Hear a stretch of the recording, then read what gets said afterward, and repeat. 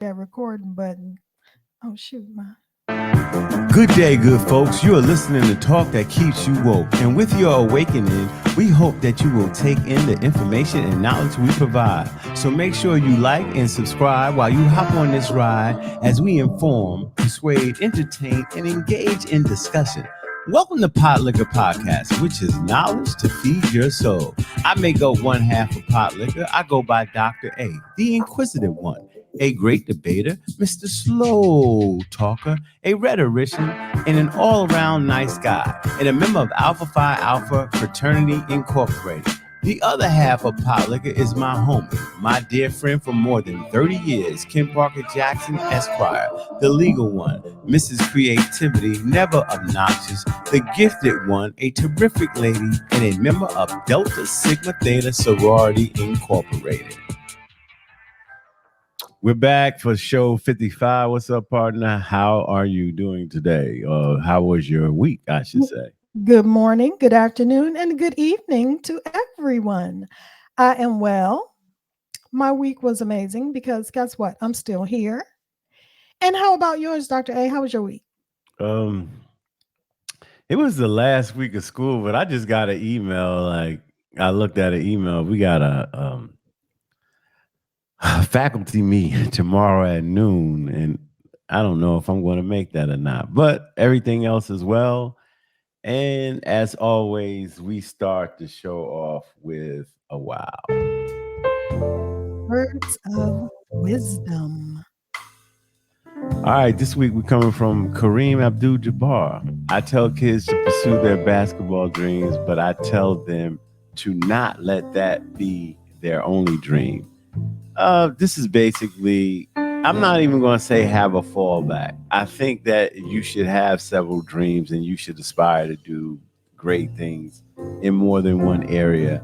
Even if you make it to the NBA and you play 20 years like LeBron's played 21 years, if he leaves after next year, LeBron will be 40 years old, and that's still very early in life. You got to have other things that you want to do. And just in case you don't make it to the pros and you make it to college, you parlay, one of your dreams and you network while you're at college to see if you can make that happen. So I like Kareem's quote because I tell people to follow their dreams. If it's a life of entertainment or athletics, follow it. But have some other dreams as well. What say you? That's really enough said. I mean, it's not much more to add to that. As far as basketball dreams, a lot has to go right in order for an athlete to make it to the highest level, to the NBA. Not only do you have to be a good athlete, you have to actually be a good student.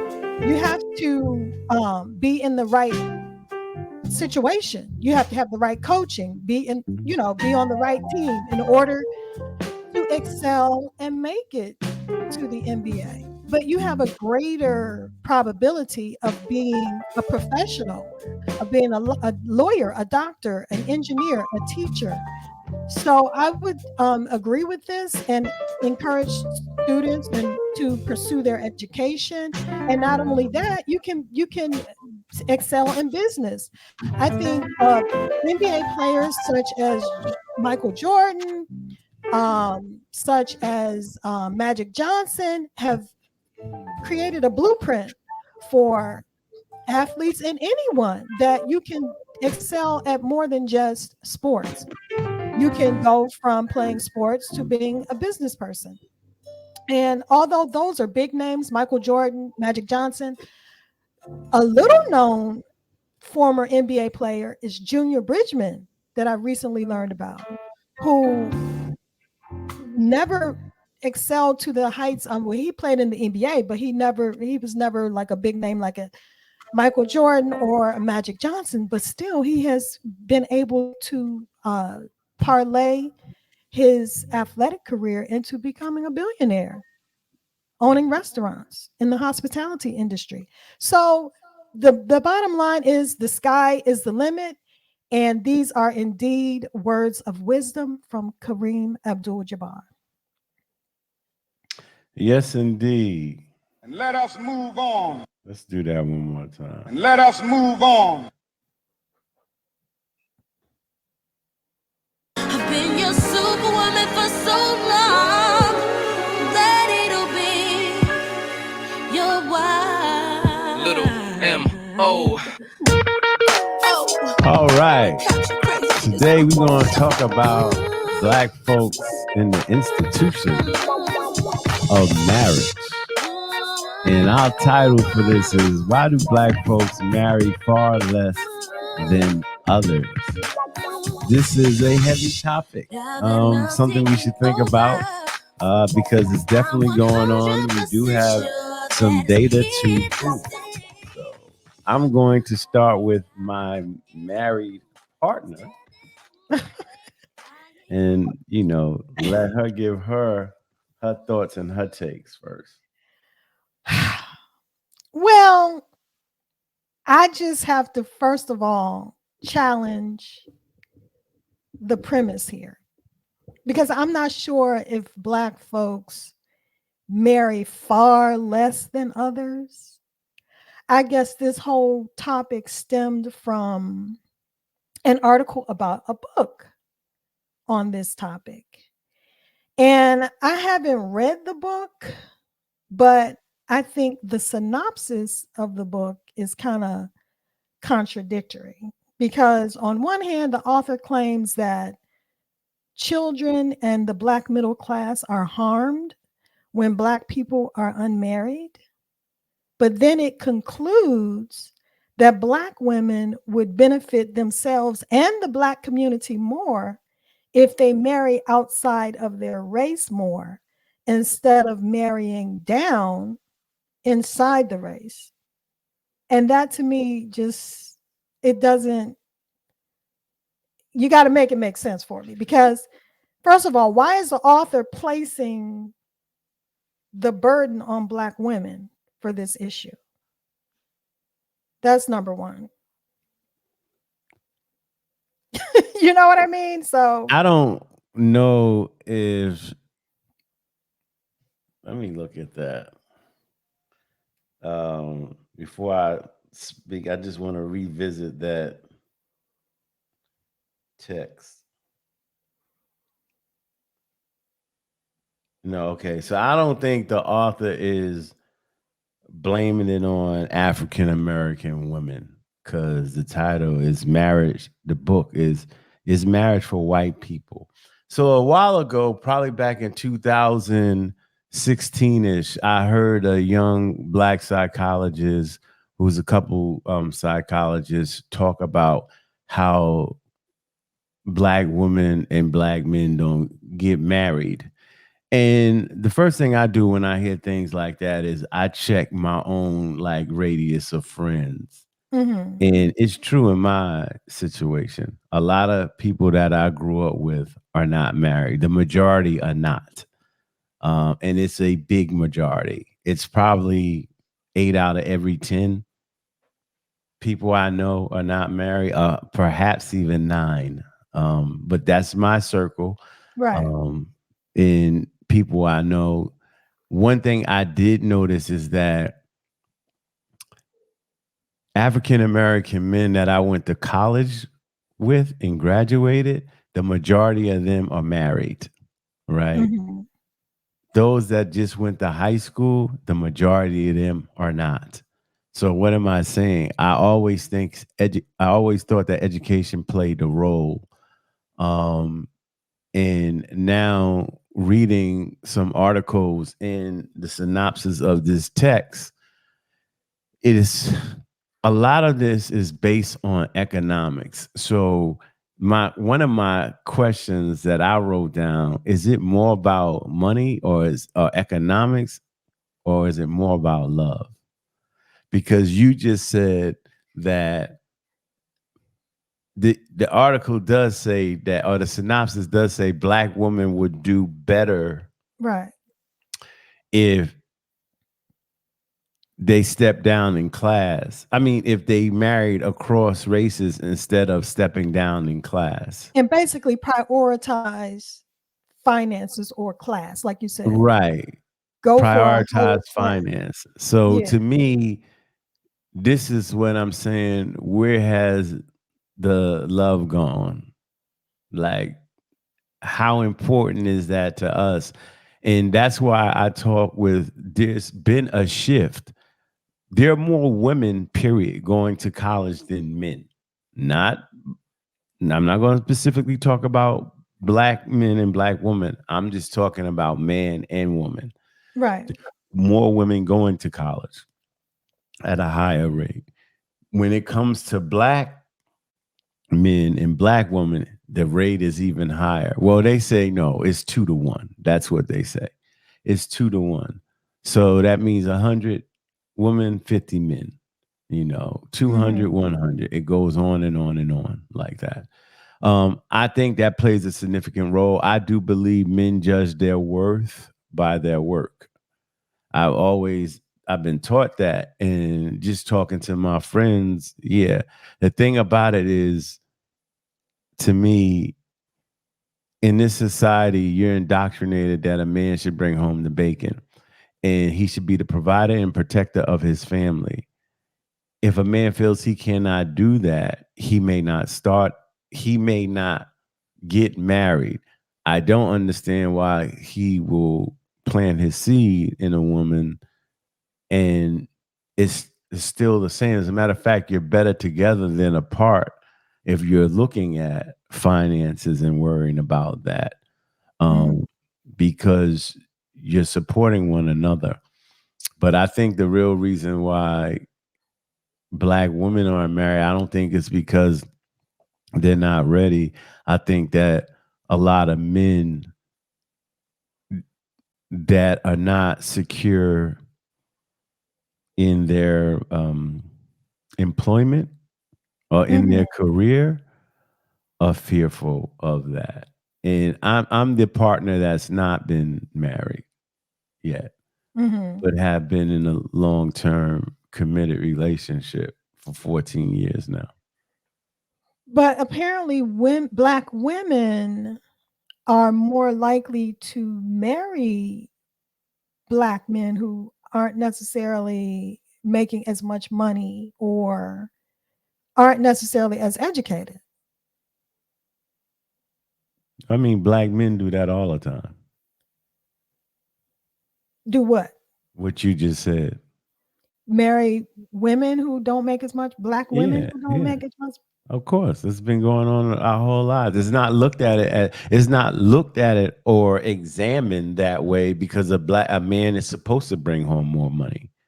That's how we've been indoctrinated. We only say it now because women are bringing home more money, and it wasn't like that. So that's why these women may castigate or set aside some of these men that are not in their economic earning uh, area. So Okay. black men Well, been doing it for a long time. My father made more than my mother. right. And that in the article that we read about the myths around black marriage, that was one of the myths. And it said that black men are more likely than black women to bring home at least $75,000 annually.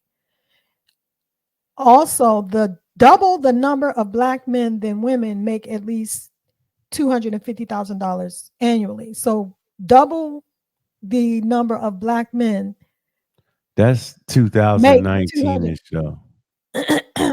Let's remember that. That's 5 years ago. Okay. But do you think it's changed that much since then? No, I don't think it's changed that much where it's reverse. But I do think it's changed. But I guarantee you, all of those black men who make that money are married. So they're not talking about the married folks. They're talking about unmarried. And why is it unmarried? There's not a lot of those African American males walking around.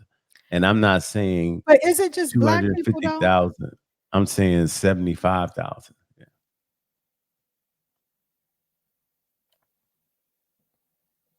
Did you You freeze? No, no, no. No, I'm just saying though, is it just black people though, or is it just in general more Americans are unmarried? Americans of all races are more Well, they said the unmarried marriage now than marriage ever. has dropped, but they said significantly for African Americans. That's why we focus on why black folks do not get married. And so a lot of women that I know that are in, that I went to school with that have multiple degrees, that is a case for them. Um, But yeah, if you do go to school, whether you're a man or a woman, okay, more black women are college yeah, I educated I than black teach men. that. But the point is that the more you got right, more the more people that the people that actually are college educated are more likely to be married just in general. So if you're a black woman or a black man, if you make it through college, you're more likely to be married.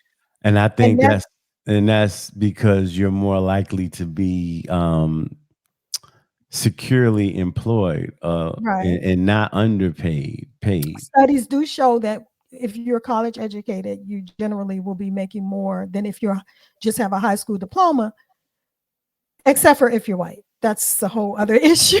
Yeah. But they're starting programs now to educate kids that do not want to go to college, just like how to code and how to start up their own entrepreneurial, Right. endeavors so that they can be. But this has been a big problem women complain about, especially some women who have been married and got divorced early and they're later on in their years. It is tough sledding out there for them. And I hear this a lot because I talk to a lot of people, both men and women. Most of the guys that I talk to that are above age, they at least have a relationship. They're in a steady relationship. A common Um, law marriage, shacking up. I'm not going to say even common law. Some live with their significant others, some don't, but they have a relationship. So my question is, to me, is the reason just economics? And if the reason is just economics, what are we doing? What do It's you like don't I think said, a that man can go get a woman that's making $40,000 less, maybe because he'll feel more empowered. It won't bother him. He'll feel he has the power in the relationship. A lot is based on economics. Like we have put economics at the top tier of and things. we shouldn't? And we shouldn't. Like that one time when you talked about um what's her name? The tennis player Osaka, Naomi Naomi Osaka, Osaka. when Mhm. she got pregnant with her rapper boyfriend. I believe he's a rap artist. Mhm. And you were just like, those are her prime years. You wasting that. That's the attitude America has taken. That's a Uh, difference. That's a totally different situation because we're talking about a world class athlete. no, we still talking about money and love. Like bringing a child into the world is the most loving thing that you can do. So you like postpone that. And I'm not getting on you. I'm just saying this is the way America thinks. Like, go get the money. It's like even in education, and I don't want to go down this path. It's like go into STEM. Don't major in history or don't major in English. What are you going to do? Just teach and make a teacher's salary? That's I disagree. I mean, I'm with you on that. Like, I don't think you should pursue education based on uh trying to economics. But right, that's trying to get a that's career that is in demand. I but think you that's should major in what you're interested in and what you are passionate about right. But that's what versus me. people are pushing. They're You're pushing right. this. Right. And I'm saying to me, I was like, why are you going to deter? Like my cousin's daughter wanted to be a history professor in high school. She Mhm. wanted to go and she got her undergrad. She working on her master's, and then she going to go get a PhD because she wants to be a history professor. I think Now, that's I'm not great. saying because I'm a professor that that's what yeah, I'm championing her. I'm just saying if that's her dream to Mhm. do that, Then What's let wrong her with do that? that. Right. Yeah, let her enjoy her life and her career is what she wanted. She doesn't have to be an engineer. Well, who has a problem with that? Your family? No, no, I'm saying It- I hear people at school, at the oh, schools I teach at saying that. Why they majoring in drama? Like why they you know, it's just like right, it's right. all about securing a A bag. And I job. know it's Yeah. hard times out here, but that's what we talk about. That's what we put But I think the other prioritize. issue, but as far as that is concerned, I think it's more about getting a return on your investment. So people think, okay, if you're paying this amount of money to get an education and get a degree in that particular major, are you going to get a return on your investment? And what is that going to You be? still talking about money though. No, that's true. I mean, that is true. But I mean, I guess you could Do you want argue, more love in return or do you want more money in return? Because I but believe that money is good, but yeah, but finances are very important in a marriage because if you are not on firm financial footing, it could. Oh, did you see the alliteration there? Firm financial footing. It could result in a flop marriage. Let me keep on with the F's. um you could, it can lead to conflicts in a marriage, which could eventually lead to divorce if you're not able to pay your bills. So I mean, I don't think it should be and prioritized, check but it it out is and check it important. out. What Yes. you just talked Correct. about again was money. I know, but When love replaces that, right? You can go to teachers that make $62,000 a year that get married and buy a house within their means can still be in love. Nobody's saying that money isn't a factor to live in the United States, but right. when you prioritize it over love, this could happen. Hmm. And so that will say to the woman that's making $310,000 that meets the guy that makes $75,000, she's going to see her 310 and his 75, not their 385. Vice versa, a man will see the 385 Hmm. because we are taught a man is supposed to take care of quote unquote a woman. So, and women don't like that. I don't need you to take care of me. This is stuff I hear. I don't need you to take care of me. And you don't want to take care of anybody else. Well, you blessed with that 310. This is a great gentleman. He's twice educated. He just makes $75,000 a year because he's a teacher. And you're like, then you're looking on that money, right? From him, you want him to make 285 or 310 so you can be the super money couple. Hmm. That's what I mean. We put money before love. And what if you knew that guy and you were dating him your whole life? Y'all dated since high school. He wanted to be a teacher. You wanted to be an engineer. You rise up the corporate engineer. He becomes an assistant principal. So he makes Hmm. $100,000 a year. And you get up to like $500,000 a year, Hmm. right? Will you start to change your mind? And if you do, then again, is it money challenging your love? I think that's where we are in the United States. And I Hmm. think that's an issue that we have in marriage. And I'm not saying that, people like, well, you need somebody financially compatible. Do you? And when you say financially compatible, are you talking about what we earn or how we spend and how we save?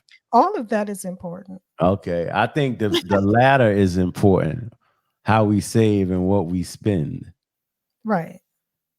But I get it. The girl that or the girl or the guy that makes $310,000, they want to enjoy the fruits of their labor. I get it. And there's nothing wrong with that. I think but the thing is, on the flip side, if you prioritize finances, you end up, I think you end up getting what you're looking for. In other words, you might have the money, but you may not have the loyalty, or you may not have the responsibility, like a person that's responsible. You may have someone who, because they can provide a certain lifestyle, they may not be as faithful as someone else. They Well, may and have I don't want to make these mutually extramarital exclusive. affairs. I don't want to make these mutually exclusive. You can't have everything, you know. Case in point, y'all have everything. You have the Wait love a minute and now. What do what you? is that? What do you? I said, wait a minute now. What do you? Okay, I mean, not to put y'all business out there, but y'all have I've known you for a long time. Y'all, from what I see Yeah. on the outside looking in, let me say that y'all have the love and y'all have good financial habits. And let me tell you, and I think that's the key is good financial habits, because it doesn't matter you how much you make, it's how Right. much you keep. You know, I always say that. You're And right. you can make a millions of dollars, but if And you are yeah, squandering money, it yeah, could all end badly. yeah, So it's not really the amount, it's just temperance, self-control, planning, budgeting, managing, and kind of be having just a similar financial uh, approach.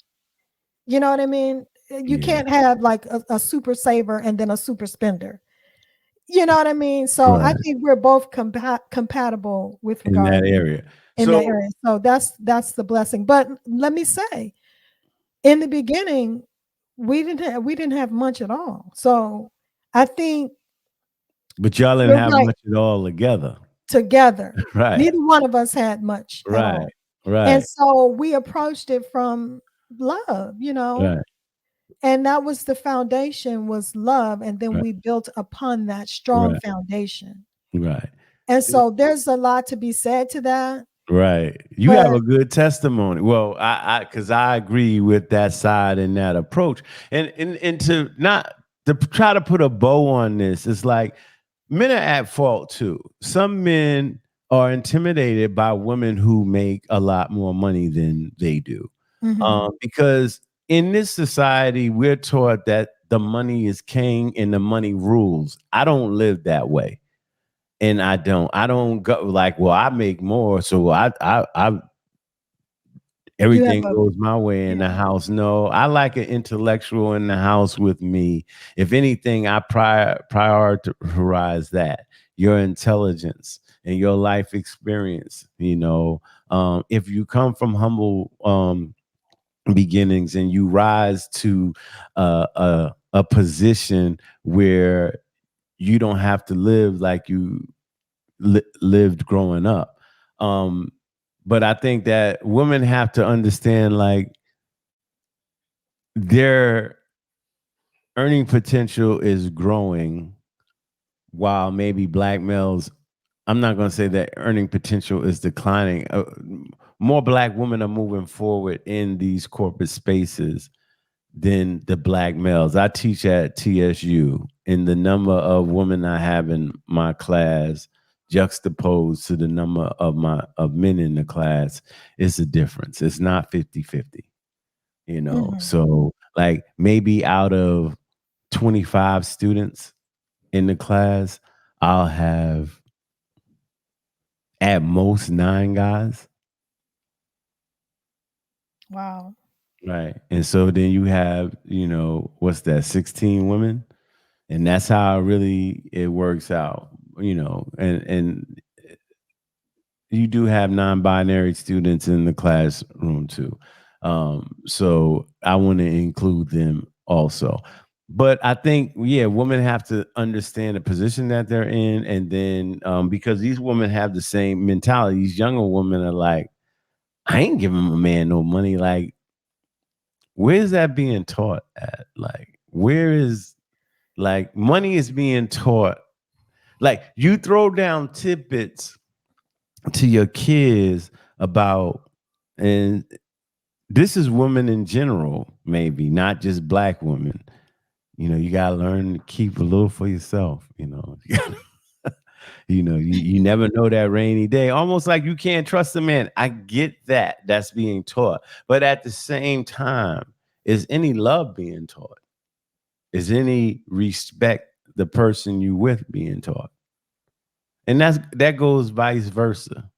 You I know, think I think yes, I think you can do both because God bless the child that has his own. You have to be able to, whether you're a man or a woman, you have to be able to take care of yourself because you never know when you will need to do that, and you won't be able to depend on someone else. for So, better or worse, do rich or poor, or sickness and health.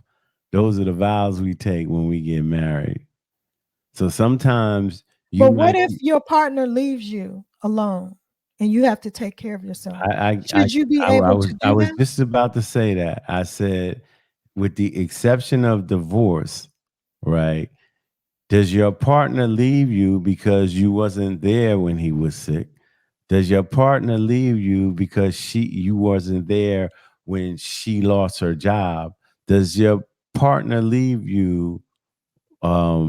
What's the other one? Sickness or better when somebody steps out of the relationship and there's infidelity. So Mhm. there's a lot of things that go with being married. And I know y'all are gonna say, well, you ain't been married.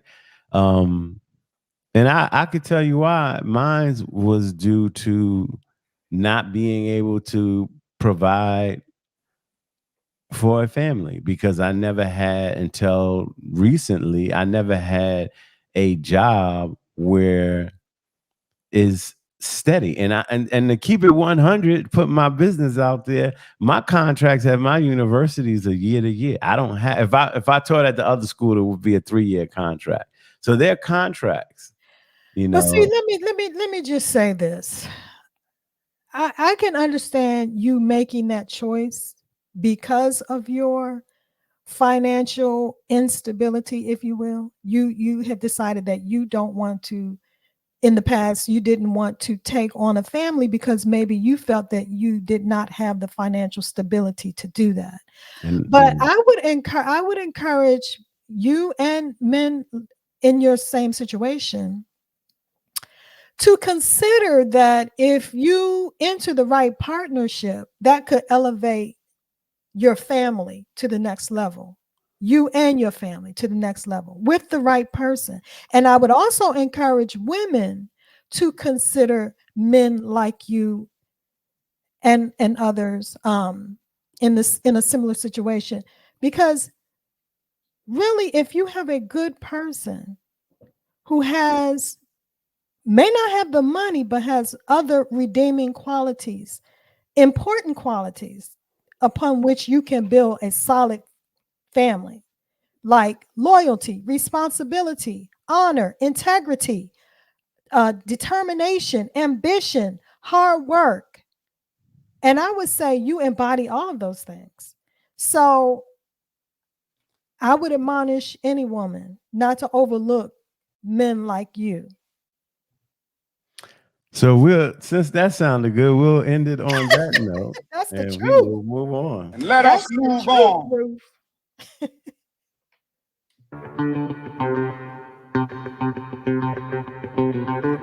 Speaking of finances, Oh my God. This all ties in together, doesn't it? yeah, we having like a Black Family Day today. Okay.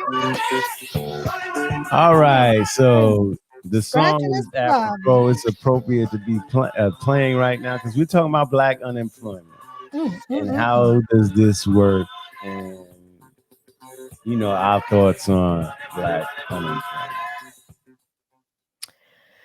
Since the United States first collected such data in 1972, the Black unemployment rate has consistently stood at levels twice as high as the unemployment rate among white people. The unemployment rate among Black men jumped to 5.3% in January of this year, rising from 4.6% over the previous month. This is according to data released by the US Department of Labor on, you know, so these are legit stats. And this is an interesting issue, and I think it's just consistent with what we've always known, and that is there is discrimination in the workplace. That's just what it is. I mean, studies are showing that Black people are, to just make it plain and simple, they may be the last hired, but they're the first fired. And that's just what it is. So, Yeah. So to me, when I always think about this, it's hard for me to fight against corporate America after reading Garvey and X. And what I mean by that is self-determination, and do for self. mhm, And sometimes I remember an attorney, he's quite a famous attorney. His name is Billy Murphy. He's out of Maryland, actually. Um, and I remember he told me a long time ago when I was in his office, he was saying, like, there's a lot of things you can do to make your own money. You can get a lawnmower and go around and get contracts from people to cut their grass. You also can get paint and get a van and a truck and paint people's houses. Those two things he said. He says to earn your money and to go out and do so. And Malcolm always says, and he talks about education, if you're going to send your, and this is Malcolm X context 1950s and 60s. If you're going to send your child to the enemy to educate them, then what should you expect from that? And Garvey was self-determined. But I get it. Today you go to school and sometimes we are taught how to be employed instead of being an employer. mhm, So I just wanted to start with that mentality, but I do agree with you, especially African Americans who don't have a college degree, but there's a lot that do. They still, in that area of unemployment or underemployment, because I used to believe that's what I was. I was underemployed, mhm, meaning I wasn't making what I felt I was worth. And I did try to do things on my own. None of them were greatly successful. Um, I had some moderate success, and folks that know me knows that I've been trying to do that. Still trying today to find something to have more of a side hustle, so I don't ever have to face unemployment.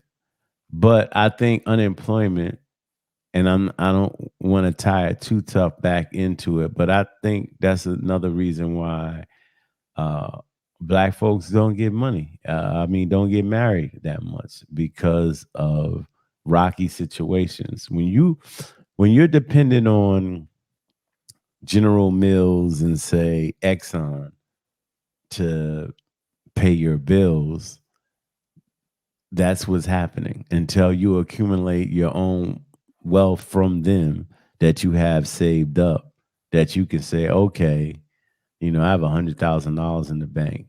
If they lay me off or fire me, I'm still good to take care of myself for a couple of years with the money that I've saved up while I look for other employment or start my own endeavors. So these numbers, black unemployment is shaky ground. yeah, but I mean, okay, so black unemployment is 5.3%, and then white unemployment is 3.4%. So there is that disparity.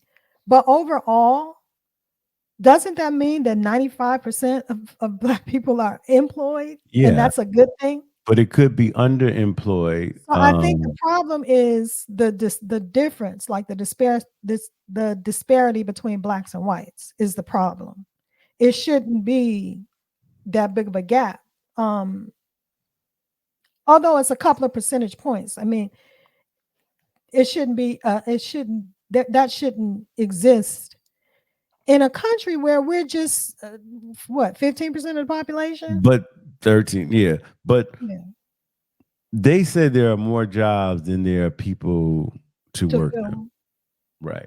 But they're not looking at, we have to set aside some jobs because you have to look at a job with the earning potential to me to purchase a home. But Right. I guess they don't look at that. As long as you can live in an apartment and drive a vehicle, I guess they're saying it's okay. So you can't count a 35-year-old person working at McDonald's just as a, being that's underemployed to me. Unless, Well, it he still live depends at on the home. what? Unless he still lives at home and they have like a communal Well, house. I think but doesn't it depend on, okay, so when you say underemployed, to me, I'm thinking that means they may have obtained a certain educational level, or you know what I mean, obtained an advanced degree that um Well, should get them a quote unquote better job than working at McDonald's. it Is that what you're saying by Well, not underemployed, or do you necessarily a mean advan not only degrees, skills too. Because if you're a HVAC person or, you drive trucks and then all of a sudden you're laid off from the trucking business or that AC company that you work on had to let 100 people go and then you have to wind up working in Walmart stocking shelves and you have a license or a CDL, yeah, you're underemployed because your skill level okay? is at a level that's high. So I get what That's you're what I saying. I'm not dismissing the advanced degrees or degree period. I agree with that too. I agree with right. that And too. then what are you doing at McDonald's? Because if you're a manager at McDonald's, that's a That's decent, Yeah, that's a decent pay. But if right. you're not a manager at McDonald's and you're just a worker, then yeah, you're underemployed. Yeah, I've been in this situation. Like, Wait, the see, I think by underemployed, when you use underemployed in that sense, you're just saying you don't have a job that can afford you like a basic lifestyle of being able to afford an apartment, no, no, no. transportation, I'm food. saying what you said before. Okay. What you You said before is, did you obtain a degree? Now, okay. there are plenty of guys that don't go to college, but they have a welding license, Yeah, HVAC license. right. They have their CDL where they deliver trucks. Even if you working for FedEx, making more money than you would be working at McDonald's in a regular job or at Walmart as a cashier or a Or as a stop. professional, Stop. like they can make more than some No, but I'm professionals. saying you're not underemployed then if you're a manager at McDonald's. I think they make like $72,000. Right. Unless you're a heart surgeon and you had to do it. You know what I'm saying? Right, exactly. Underemployed is different scales on the level. I'm talking about the level, like you said, of education or skills that you have earned to make you earn a higher wage. For some reason, because we get into black unemployment, you got let go from your job. And so now Right. you're And out, you just you're yeah. forced to work another job, which you're being, underemployed to me. Okay, It's gotcha. it's not like I'm saying like, well, everybody needs to be employed at a level where they're purchasing houses and things of that nature. But if you obtain a skill like welders, they get paid like $65 an hour. They make a lot of money if you're welding. And there's usually A lot of a work. lot of jobs Yeah, for them. available. Yeah. Sometimes they have to travel for them too. So yeah, the unemployment is. I'll go back to what you said. Yeah, finances are important in a capitalistic society. They definitely are. And if you don't want to live in subsidized housing or anything like that, yeah, you have to go out and put your best foot forward. I try to tell my students right now, like life starts now. Like it's really starting now. But I just believe that if you are a full-time employee at a major corporation like a Walmart or a Target, I just feel like you should at least have a salary that you can live on and that you can be able to pay for housing and food and transportation.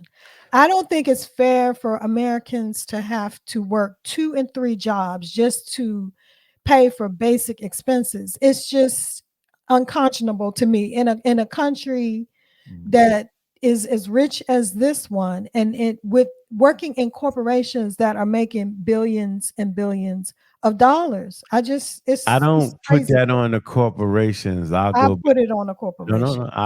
no. Hear me out. I don't put it on the corporations. I put it more so on the government. And this is where we have the fight between conservative and liberals. I think government should subsidize people to live in places that are nice, but those that are working at the Target. See, if you work at Target and say, for instance, at Target, you making $16 an hour, I think that's $30,000 a year, something like that, $32,000 a year. If you find another Target employee or a Walmart employee that's working and you guys are together, and I'm not even saying like you have to be together romantically. I think in some places, and this is how life is, you're not guaranteed a house working at Target.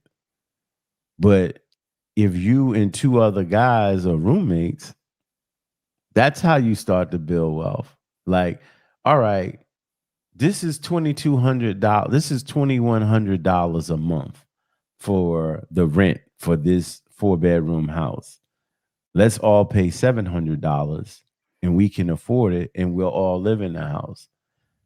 You can't drive the prices up or the salaries up at places like Target or Walmart, because what's going to happen is, one, they'll get rid of employees. That's one thing. They're definitely going to do that if they have to up the prices. They'll up the prices in the store, and then they'll get. I And then, would hold on. One more thing. Then they'll get robotic. AI will take over, and you're not going to have the cashiers anymore. So what I'm saying is, how much should we pay?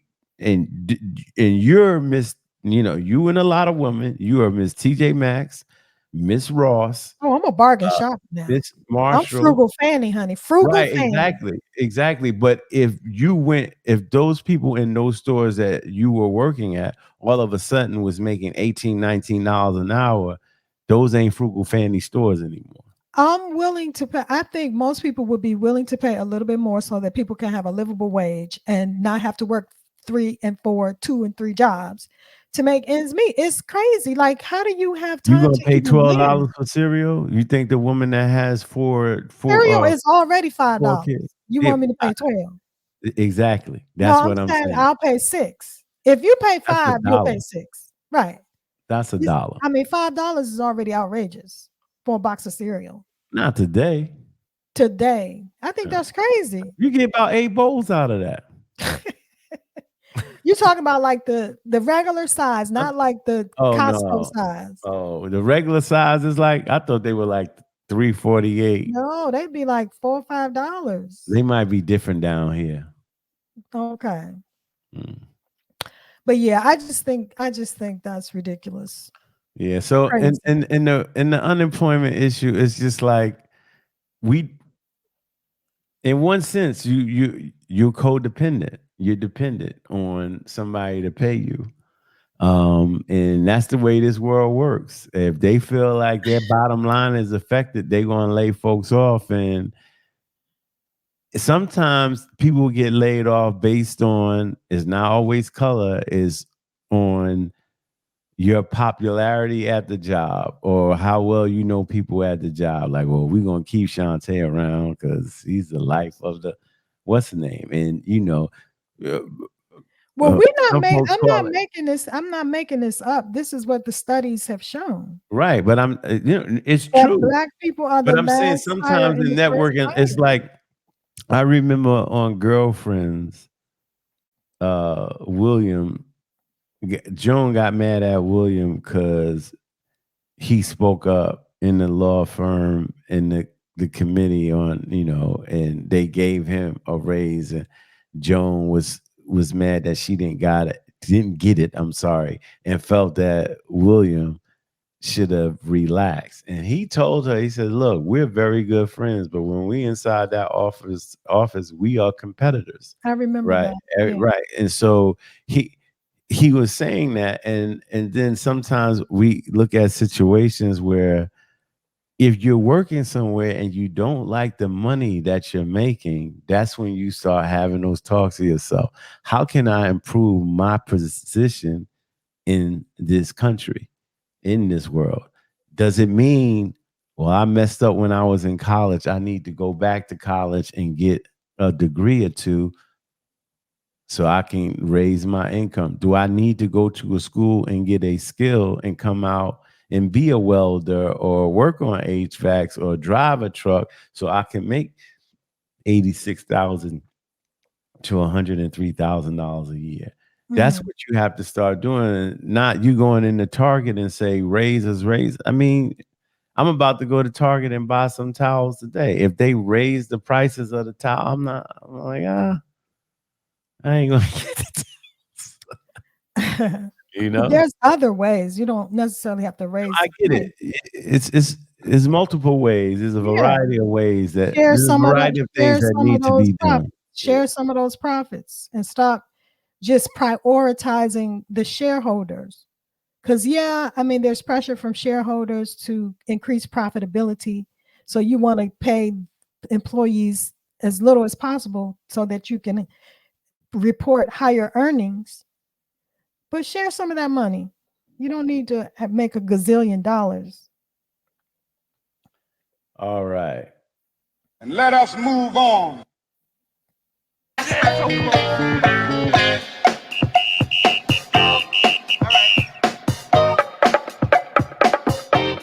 This was an interesting report. Less money for Blacks and Latino students in low income school districts. So this is Crazy, yeah. crazy, crazy, crazy. So what I'm about to say is you don't get to choose the womb you come out of, right? And I think Mhm. everybody should have an equal chance at education opportunities.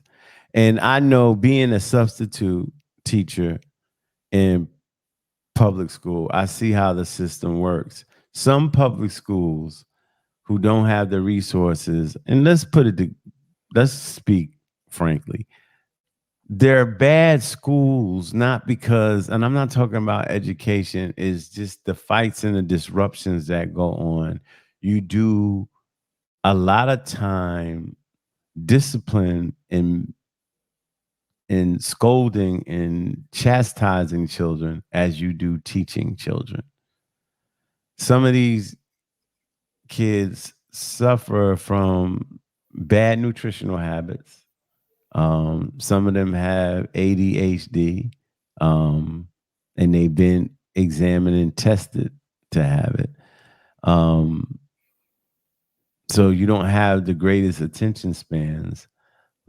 There's sometimes violence in the school, even toward the teacher. So educators that come out of college, they're like, nah, I don't want to work there. It's so bad that the government even gives out loan forgiveness if you work at these at-risk schools for 3 years. Mhm. So they recognize it's a problem. Um, these schools are overrun or overpopulated by substitute teachers. And what I mean by that, when you substitute, you can be a long-term sub. That means they need 6 English teachers in the school, and they have 3. So since you've been subbing a lot, they said, well, can you sub all year and you still get sub pay um, for this? I think they raise you a little bit for this teacher, right? She's going to be out. And really, they just don't have any teachers. So yeah, you say, okay, I'll teach that English class, but you're not certified as an English teacher. You're a substitute. You get what I'm saying? Mhm. All right. So we're dealing, and that doesn't, I'm not going to say it makes you grossly inferior, but you still not a certified teacher in that subject matter. And so Okay. when you have a lot of schools that have like more of those subs than regular teachers, Mhm. it can be a problem.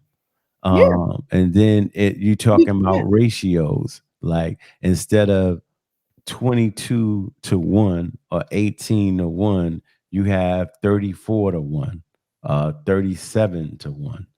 And that's harder for a teacher and more difficult for a child. And this all can be eradicated if schools were funded similar. Now, I'll pay extra tax for that because I believe that that's the springboard to what we call like economic freedom. But okay, so you said if schools are funded in a similar fashion. You use the word similar. Yes. And I would submit that it has to be, it may not necessarily be similar. If you want to be equitable, some may require more resources than others. Because if you're starting out with those problems that you described, you may require more resources than other areas. Let's start with the statistic from the article. It says that across the country, like you said, districts with the most Black, Latino, and Native students receive substantially less state and local revenue, as much as $2,700 per student less than districts with the fewest students of color. So, for example, in a district with 5,000 students, this means $13.5 million in missing resources in that particular community. And like you described, it's going to lead to all kinds of issues in those maybe low income, high poverty areas. For example, a lack of adequate funding can prevent schools from investing in solutions such as extended learning time for the like Tutoring. tutoring, Yeah. um, having more permanent teachers and having less turnover. Because, like you said, So, if you have substitute teachers, those teachers are in and out. They're yeah. not there. They're not establishing relationships with these students because, a lot of these students have issues. They got problems at home. If you're not getting to know these students, you're not going to know how to approach them, how to teach them, how they learn. Do you know what I mean? And all of this is going to have an effect on the students' outcomes. Yeah. And that's just a The fact. the problem is bigger than just the school, I'll be honest. Like communities such as this, they need learning centers too. For Um, like after school and yes, they yeah, do. They all and need through the extra summer, help, tutorial. all that. Yes, they Yeah. need that. Yes. They need to develop the discipline to be educated. And then at the same time, like I tell students all the time, you're thinking affirmative action. People just looked at it and said, well, let's just give these black folks money. And I said, no, it's more than that. Like I would tell them, I said, raise your hand if you had to take care of a younger sibling. Raise your Mhm. hand because you couldn't go outside and hang with your friends until your mother got off, but your mother didn't get off until 10 o'clock at night. Raise your hand if you had to cook for your younger siblings and make sure they were ate and fed and washed for bed and things of that nature. Raise your hand if you had that. Raise your hand if you had to go out and get a job, to help support your mom, or if you're a single parent. And none of them will raise their hands. I said, this is what we're talking about. And this person will manage to get a C+ grade point average. They'll let them in school because the school will say if they didn't have all of that, they probably would perform at an A Right, plus area. I right. said, so when you look at affirmative action, that's what you need to focus on, not just the skin color. Now, you can sit up here and say, well, that's not your fault. Right. It's not their fault that you were born in a richer household either.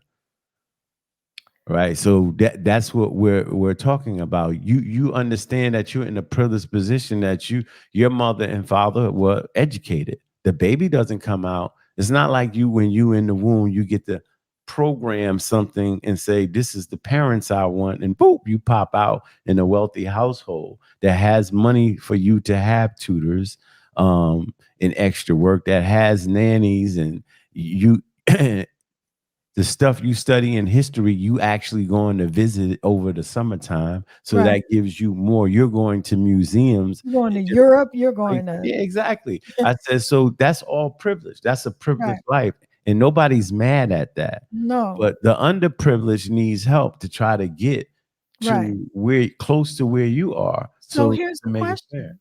Here's the question. Why are those areas underfunded?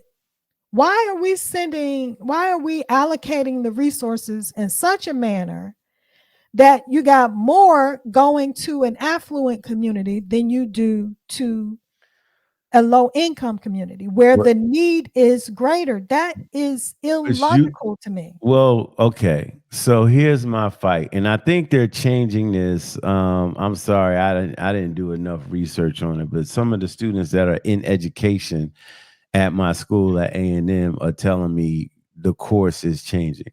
Usually everybody in the neighborhoods you live in, you pay a school tax. You pay, And yeah. it's based on a percentage. And if you live in developments, the surrounding areas or a township where the majority of, say, the people living there, they have six-figure income households, like Hmm. and some even seven figures. That money is going to the school in those districts, and that's how they get a lot of So are money. you saying depending on the tax base in a particular community, those are the resources you have to work with? So Right. if you have If you more live tax resources to work with, you're going to have right. a better school system. Right. But they're changing that now because they put some program together where those lower income school districts would receive money that Right. will put them closer to what the affluent neighborhoods are getting. Because, like I said, I grew up in the housing projects for 9 years, right? Hmm. And then we moved into a house. But the town I lived into was mostly Yeah. affluent Jewish So you kids, went and to a good school. therefore we went to a financially well-off school district. I'm not saying it was the best socially for us, but we were friends with You had everybody because all the we knew everybody. resources that you needed. Yeah. Yeah, taking advantage of that is another thing, but you have it, and I see the difference though. I saw the difference when I went to teach at-risk schools. I was like, wow, they got a shared textbook. We had enough textbooks. I know I asked for two.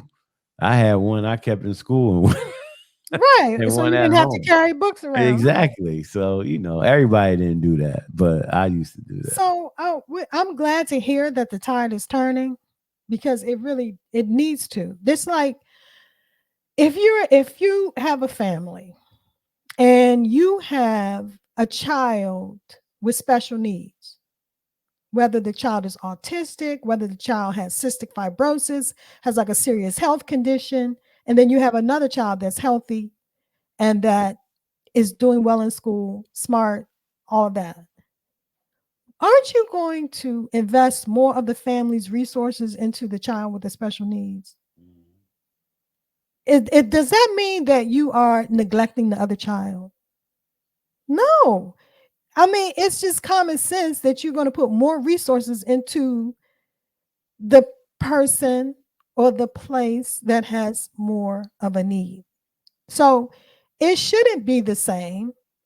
It should be equitable. It should be whatever that community needs to bring it up to par with all the other communities.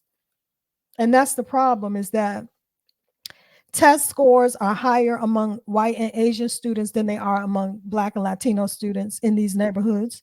And it shouldn't be that way. Those gaps should be closed. And the way to do that is to invest the resources necessary. So Yeah. I agree, just to close out this topic, I agree with Ivy Morgan, who is the director of the P through 12 Data and Analytics at Education Trust, who said money matters and how much a school has affects student outcomes. Yet school districts and schools that serve large populations of students from low income backgrounds, students of color, and English learners continue to receive less funding. This has got to stop. Yes, it does. And let us move on.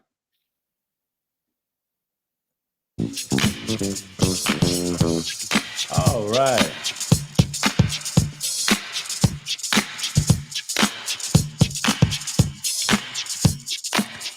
Is it important to choose the right restaurant and who pays for the meal on the first serious date? We're going to have a little fun with this one.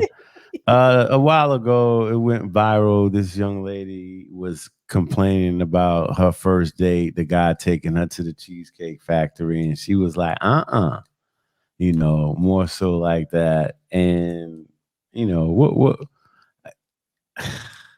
I like to eat. So, yeah, I get the whining and dining and the treatment, but I'm always there for the food. I'll keep it on. There's some dishes at Cheesecake Factory that I like more than some dishes at Mastro's that I would like. Just simple and fun.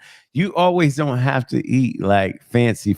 And I know people are saying, well, the chefs at these restaurants are better chefs. And I'm like, yeah, they better than me. And I cook for myself at home and I still enjoy that food, right?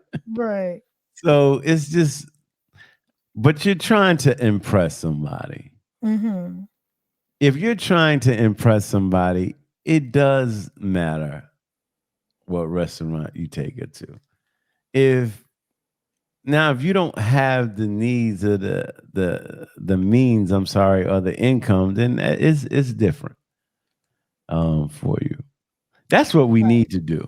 We need to do top 10 or a top 5 list of restaurants when you make that you could take somebody to a first date when you have lower means, or you save up that money and take her to the nice restaurant. Okay, so I'm looking at an article this is from HuffPost. So they have a list of the top first date hotspots. And a lot of people, like you said, they don't want to go necessarily to dinner with somebody because you're not quite sure if you really digging this person. So you might want to just be like, let's go have a cocktail, or let's go have some coffee at Starbucks or whatever. So in HuffPost, they have number 1 is Starbucks. That's not a restaurant, though. I know, but they do have food there. But like I said, sometimes you don't want to you just want to actually be able to talk. And the thing is when you're eating, you can't, some people don't like to talk while they're eating. No, You but can you have can talk. light conversation, You but can talk after you eat. yeah, true. And then, but like with coffee, you talk more as you drink your coffee. Right. But I don't want, and I'm sorry I'm doing this, I don't want to go down alternatives besides restaurants, because restaurant is Okay, so here's the other ones dates. Here's other ones from the HuffPost list. Chipotle. What's wrong with Chipotle? Like, would you think somebody would turn up their nose if you try to take them to Chipotle? You're not impressing them. But what is that really? I don't know. I guess it just depends on the person. Like, If to you me, like as a long as person, the it food don't is matter good. where they take you. Exactly. Yeah. Exactly. But you trying to impress somebody, to me, on your first serious date, But I would now. Okay, but you told I the story listen. about your first date with your significant other, and it was But it really Outback. wasn't a date. I told you Oh, okay. she decided to take. I already was going to the movie to see Brooklyn's Finest, and then I was going to Outback because they were right next to each other. That was my plan. She just invited herself, So And I like that though, yeah, I because wasn't. I wasn't. I didn't set to. But when I go on the first serious date, I'm doing recognizance. Like, I'm really checking out this place in this environment. I might even go visit the restaurant to see how it looks, and not just tell the people. I said, "Can I just walk around for a second? I'm taking somebody out, and I just want to make sure the vibe in here is right." And they Mhm. they smile because it's, women think that's romantic. And that's what I do to plan. To take somebody out. Mainly I want to go somewhere to a restaurant that's not overly noisy. Right. So So you you you can actually have a conversation, right? right. That's the only reason why I said I wouldn't go to the Cheesecake Factory because usually it's super crowded and it's super noisy. I will just speak for myself. First of all, I think it depends on what stage you are in life. Like if you're in your 20s, stop trying to act like you balling. I mean, you know what I mean? It's like you can still We go to Texas Roadhouse. folks, You I can go just to want Olive I Garden. gotta You cut can my go to partner off. I gotta cut my partner off because you we can go to Red addressed Lobster. we addressed this in the pre-production meeting, and I said she would do this. I Well, said that's I what I said that's do. why I want to say 35 and over on a serious date, so we don't have to talk about people in their 20s. But what I'm I'm t- I'm saying, I'm I talking know. about a mature couple. Yes, Okay, so a mature couple. yes, I don't see any like I'm married for years. Like we yeah. don't if we go out to eat, we can go out to a nice upscale restaurant.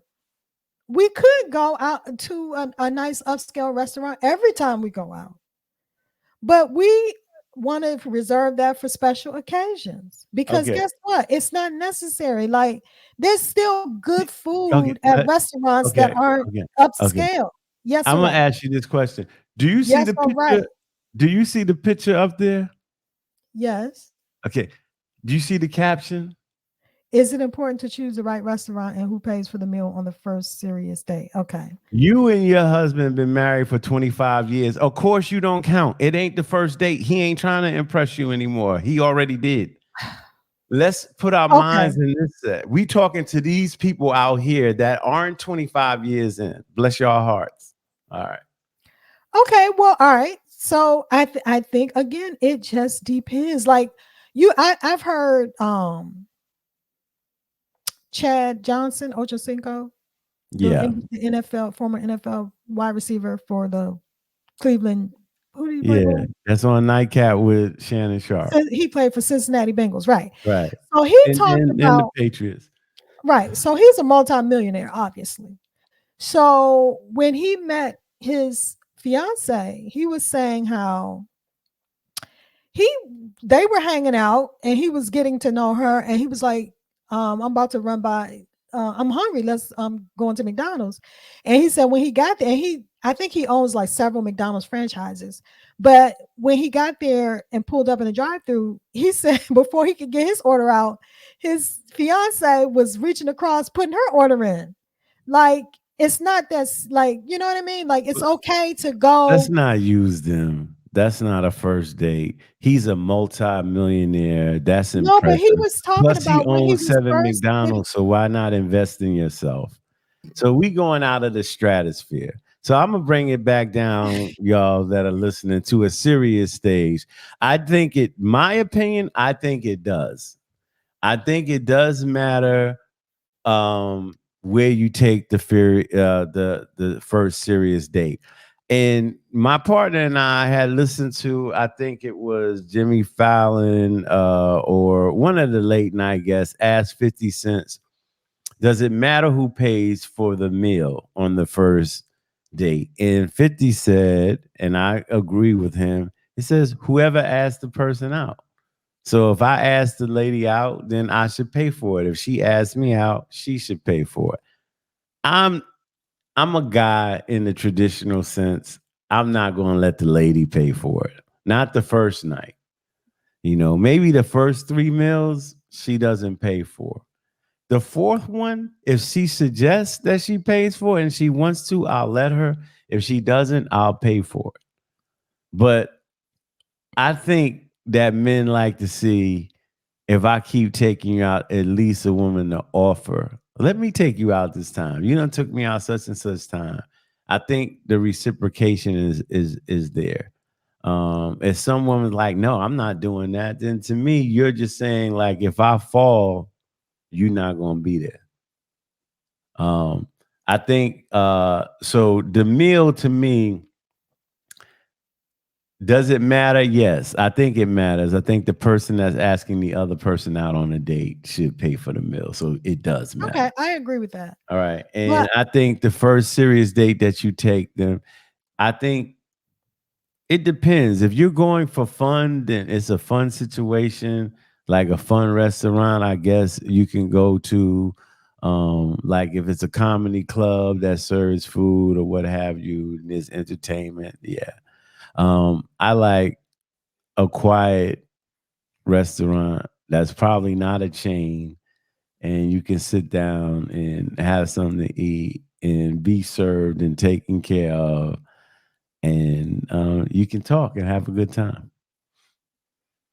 another option is to just ask the person where they would like to go. Like, I would like to take you out to dinner. Where would you like to go? I want to Yeah. take you someplace that you like or that. And all I'm trying to say to you is that just because something costs a lot of money does not mean that it's necessarily even good food or that it's, that Nobody you mentioned money though. that you're impressing someone because something costs a lot of money. So it doesn't necessarily have to be an upscale restaurant or what someone would consider nice because it's upscale. Like if So can we take the you food back is to your good at Red Lobster. The food is good at Red Lobster. yeah. Yes or right? The Cheddar Yes. Bay biscuits. The food is good. You can't ask me that because the food is good anywhere I go. You see Right? what I'm saying? Yeah. That's all. I'm like, it's not that serious. Like, It is and that serious. It no, it's is. not. It look, And that's the thing. It depends on the person. So if a man is trying to get a particular woman, and you can look at a woman and tell whether this is a high maintenance woman or not. Let's just be real about it. Like, if you see a woman and she has on red bottoms and she has the high she upscale driving purse, a Range Rover and got a Gucci purse. Yeah. right, and her hair is It's done laid. impeccably and she Yeah. has her nails done and all of that, Yeah. then she's probably not going to appreciate going to Red Lobster or Panera or Olive Garden. And so if you were to ask her, I would like to take you out, where would you like to go? She may, uh, she's probably more likely to want to go to an upscale, expensive restaurant. And so if you're trying to impress a woman like that, then yes, of course, you're going to try to take her to like a really popular, expensive, upscale, nice restaurant if you're trying to impress her.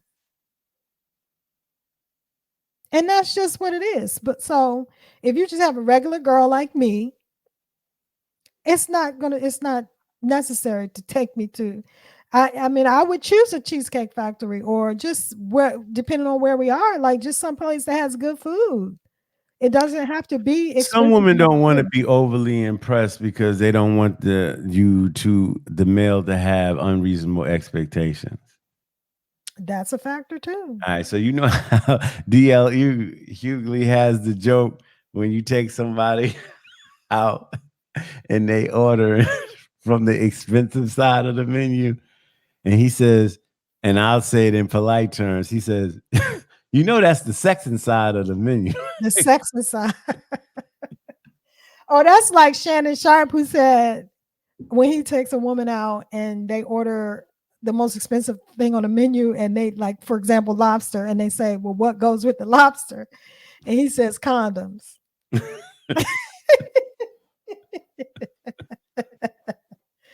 But I think that's funny, but it's never done. You know, if you trying to impress somebody, you also trying to impress. Like, yeah, I can take. I do agree. I can take them out on this level. I do agree with Naeem from the Plastic Cup Boys. Straight from the heart. Straight from the heart. Yes, Mm-hmm. I do agree with him. He says you shouldn't take somebody out to a super expensive place on the first time because where do you go from there? Do you stay super expensive the whole time? Well, no, you go to, okay, now that we're together, I ain't got to press you no more. So let's just go someplace with some good food. I got a and get a friend burger that and some lost fries. his wife because of that. How so? What happened? He was capturing her buying uh Louis Gucci and taking her to high different places. She was like, "Yeah, Oh, I'm loving this," and then it stopped, and she got an attitude. And he's like, "Well, we got bills, we got this now, da da da da." She's just like, "But you took me to these places." see, that's ridiculous. Girl, I bye. mean, it is ridiculous. It is ridiculous. But Naeem says, take it somewhere like in the middle. So Like that's what, yeah. don't take her to a Ruth Chris the first time. You know, I mean, I feel like even like rich people don't always want to keep going to these places all yeah, the but time. we're not talking about people who are already married. That's Okay. what I'm trying to say. This is a first date situation. You're trying to impress the person because when you already married, it don't matter who pull out their credit card. The money's all the same, right? Right. All right, so when you and Ryan go out and he's like, "Oh man, I left my wallet at home." You not saying you better go home and get it. I'll sit here and drink some tea. You're gonna be like, "All right, boom." And then when he get home, he might transfer the money to your account or whatever, however it is to pay for the bill. But I'm saying first date is nervous jitters. You're trying to impress somebody. Hmm. Um, what took the nervousness away from me, and I'll tell guys this all the time, get to know women. Be friends with women because you can ask a woman, how are you feeling on the first date? And if you ask 5 women how they gonna feel on the first date, they gonna be a little nervous. They gonna be this, that, and the third. Then all right, that should make you more comfortable. Well, they just as nervous as I am. You know? Do you get what Right. I'm saying? So Hmm. you want to impress the person, but yeah, you don't want to overdo it. That makes sense. I Yeah. got And you. then you're right. It does depend on your money level because if you make $700,000 a year, none of these restaurants are anything to you. And Right. and that's what you're gonna be doing anyway. You're gonna be, this is a regular place I go to. Mastro's is a monthly thing for you. Right. I Right. just wouldn't, I mean, I think everybody has to manage their expectations. So if I meet a guy and I know that he's on a particular um level financially, I'm not going to expect for him to exceed that level. Do you know what I mean? So I think you have to manage your But expectations. do you think he should meet the level? If he so desires, yeah. But I you mean, wouldn't have cared I'm at just a flexible you person. you It's you not. got married in your 20s, right? No, I think I was 33. 31? 33. Okay. So in your early 30s, because I don't know when you and Ryan started courting and dating each I've other. known him since I was like in college. Yeah, but you didn't, date him all the way through college. Off and on. Oh, okay. You learned something new. All right. So it's hard to ask you this question because you already had him. But at that age, like say at age 28, 29, 30, 31, 32, in that little 5 year span, if somebody was try to remember how you were, if somebody was trying to take you out to impress you, yeah, knowing you, yeah, I think Oh my God. Did I don't know if cheesecake I goes ever too far. told I don't know if I ever told you this story. This was the story. Oh, okay. So I guess I must have been in my early 30s, but Ryan was trying, this was the date that he took me out on that he was going to propose to me Okay. that day, right? So he had asked his friend, like, where should I take her to, we're going to go out to dinner. Then we're going to come back home and I'm going to propose, right?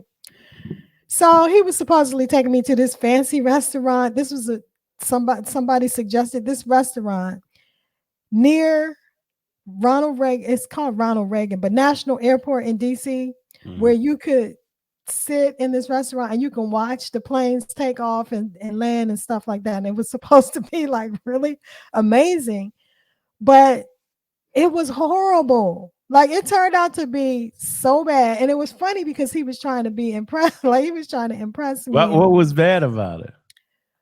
I remember this is all I remember from. First of all, the food was not memorable. Okay, because I don't even remember what I had. But I do remember this one thing. I had ordered a baked potato, right?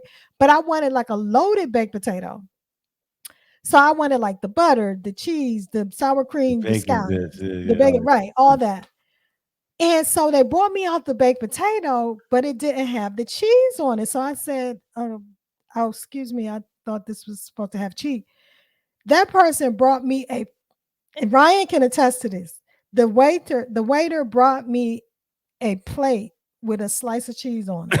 I am not my right hand to God. I said, "Are you?" We looked at each other and just started laughing. We was like, "Are you serious right now?" I have, I've, I have He's never like, we left the grater at home. a slice of cheese on they a plate, they was honey. like, look, use your I hands. said, It's "Oh my God." it still melts. And to this day, we always laugh about that. But Okay, that so was y'all got crazy. So it's like it's like sometimes you just gotta, it's not that serious. Like just go for the tried and the true with some good food. Like it's just well, all sometimes right, people can when do too people much. say it's not serious, then to me, that means you could take somebody to a pizza restaurant. Right. I'm telling you, if you're digging a person, and this, I guess some women are just doing too much, like you requiring too much. Like some women are like, well, I need this and I need that, and he needs to make this, and I need that. I don't eat there, and I don't eat that, and I don't do this, and You okay, also trying to get to know a person and how they conduct themselves too. Like to me, I remember I took this girl out and she was rude to the waiter, and that was it for me. right. She was You just don't like, want "Oh, I'm anybody, sorry, I just don't like such and such, such and such." Boom, boom, boom. but you don't And have to be mean and rude. Yeah, right, and I didn't like that, and I don't blame she you. had called me later on. She was just like, I didn't hear a call back from you. I was just like, yeah, I don't think This is gonna work out. this is gonna work with us. She's like, why? I said, I don't think we should talk about it. I just think you should just take my word because I don't want to get into an argument with you. You are who you are, and you should remain beautiful in that way. But I didn't see a mess. She was like, it's how I acted at the restaurant. I said, pretty much. Do you remember what the issue was? Like, why was she so mean? Do you remember? Or she was just Um, rude in I general? I think they messed up her order. And she went off. Yeah, just not. This is not what I ordered. Y'all gonna get it right? Yeah, blah blah blah. Like, do I need to speak to the manager? And I'm telling her like, she says, no, I don't. They ain't going to. And I felt like if you saying all of this now, the littlest things are going to tee you off, and I'm Yeah, not dealing with that. right. I'm not dealing with somebody that's always doing that. So that's what I'm saying. Like at a pizza place, I guess you can find that out too. But usually they just gonna put a pie on the table or whatever, 4 slices on the table, and y'all gonna eat. And you sitting there and it's loud. It's not. I want ambiance. So I want to see how a young lady can, a lady conducts themselves. Today, I wouldn't expect anything because of my age. If I was to date somebody, I would expect them to have a certain level of decorum. Wow. And if they didn't, it ain't a mix for me. Right. A deal breaker. Yep. So with that being said,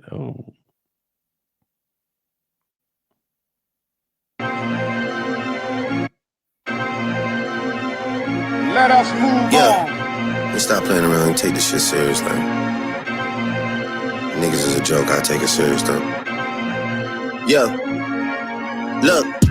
If Drake shooters doing TikToks, nigga really shooting in your gang, that's peace, brother. Y'all ain't getting shit shot, nigga. Can't listen to the stick talking falsetto, saving for a hip hop, nigga. You don't even be at home, dog. You a souvenir out the gift shop, nigga. Still mad about that one hoe. We ain't even fuck. I just lip lock with her. I get active when it's wartime.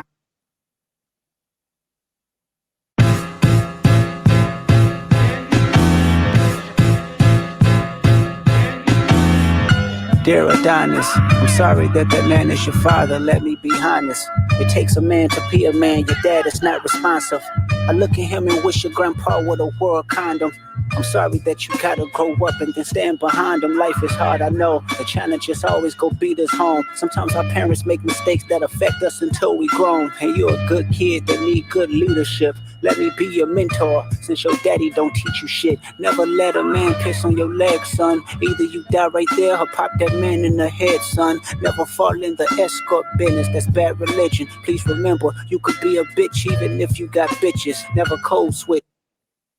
All right. So that's a little bit of Family Matters and Meet the Grams. Family Matters by Drake, Meet the Grams by Kendrick. This rap beef is going on. It's serious. They are bringing people's family into it. And I don't know. I just remember the first diss record I heard was Kumo D dissing Busy Bee way back in the day. I don't know. It probably was like 1982-ish, maybe. Mhm. And he said, I remember it was like, hold on, Busy Bee. I don't mean to be bold. We'll put that Bob Diddy Bob bullshit on hold. We gonna get right down to the nitty grit. I'm gonna tell you a little something why you ain't shit. It ain't an MC Nuts that you don't hug. You even bitch your name from the love bug. In the take nigga's name is some low down shit. If you was money, man, you be counterfeit. I gotta give it to you though. You can rock. But everybody know you on. He either said the serious jock or Modi's jock. And remember that rhyme called Diddy Bob Diddy? Man, goddamn, that shit was a pity. Too hot to try. So that was the rhyme back then. It was And it about was the lyrics, yeah. yeah. And people was like, oh, But I really like battles, and I told you this in the production meeting where people just get on the same song. They don't go at each other. They just rap to the song, and then we find out who did who. Like Renegade with Eminem and Jay-Z. You let the people decide who won. Yeah, let the people decide. But now it's not rap to me anymore. It's personal. Right. It's And personal discussion put into rap form. That's all I see it as. right. That's like when Jay-Z dissed Nas, I thought he did it as an MC because he went at him as an MC. Nas came back, called him ugly, talked about Rockefeller being gay and blah, blah, blah, blah, blah. And I thought that's the reason why. And a lot of people say, well, he ethered it. Like he killed. Everybody says that Nas beat Jay on that day. And to me, it's just like, yeah, he probably did, but I still like MCs to get it at each other like an MC. Like talk about their album, talk about their songs, talk about their lyrical content and things of that nature. Right. This Don't has get crossed personal. over.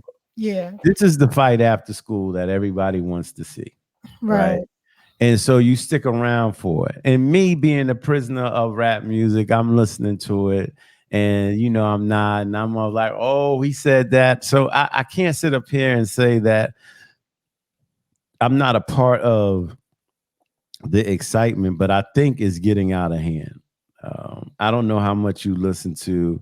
There's at least 6 songs that's been out, or maybe 7 now.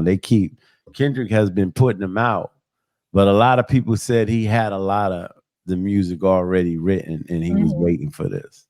Yeah.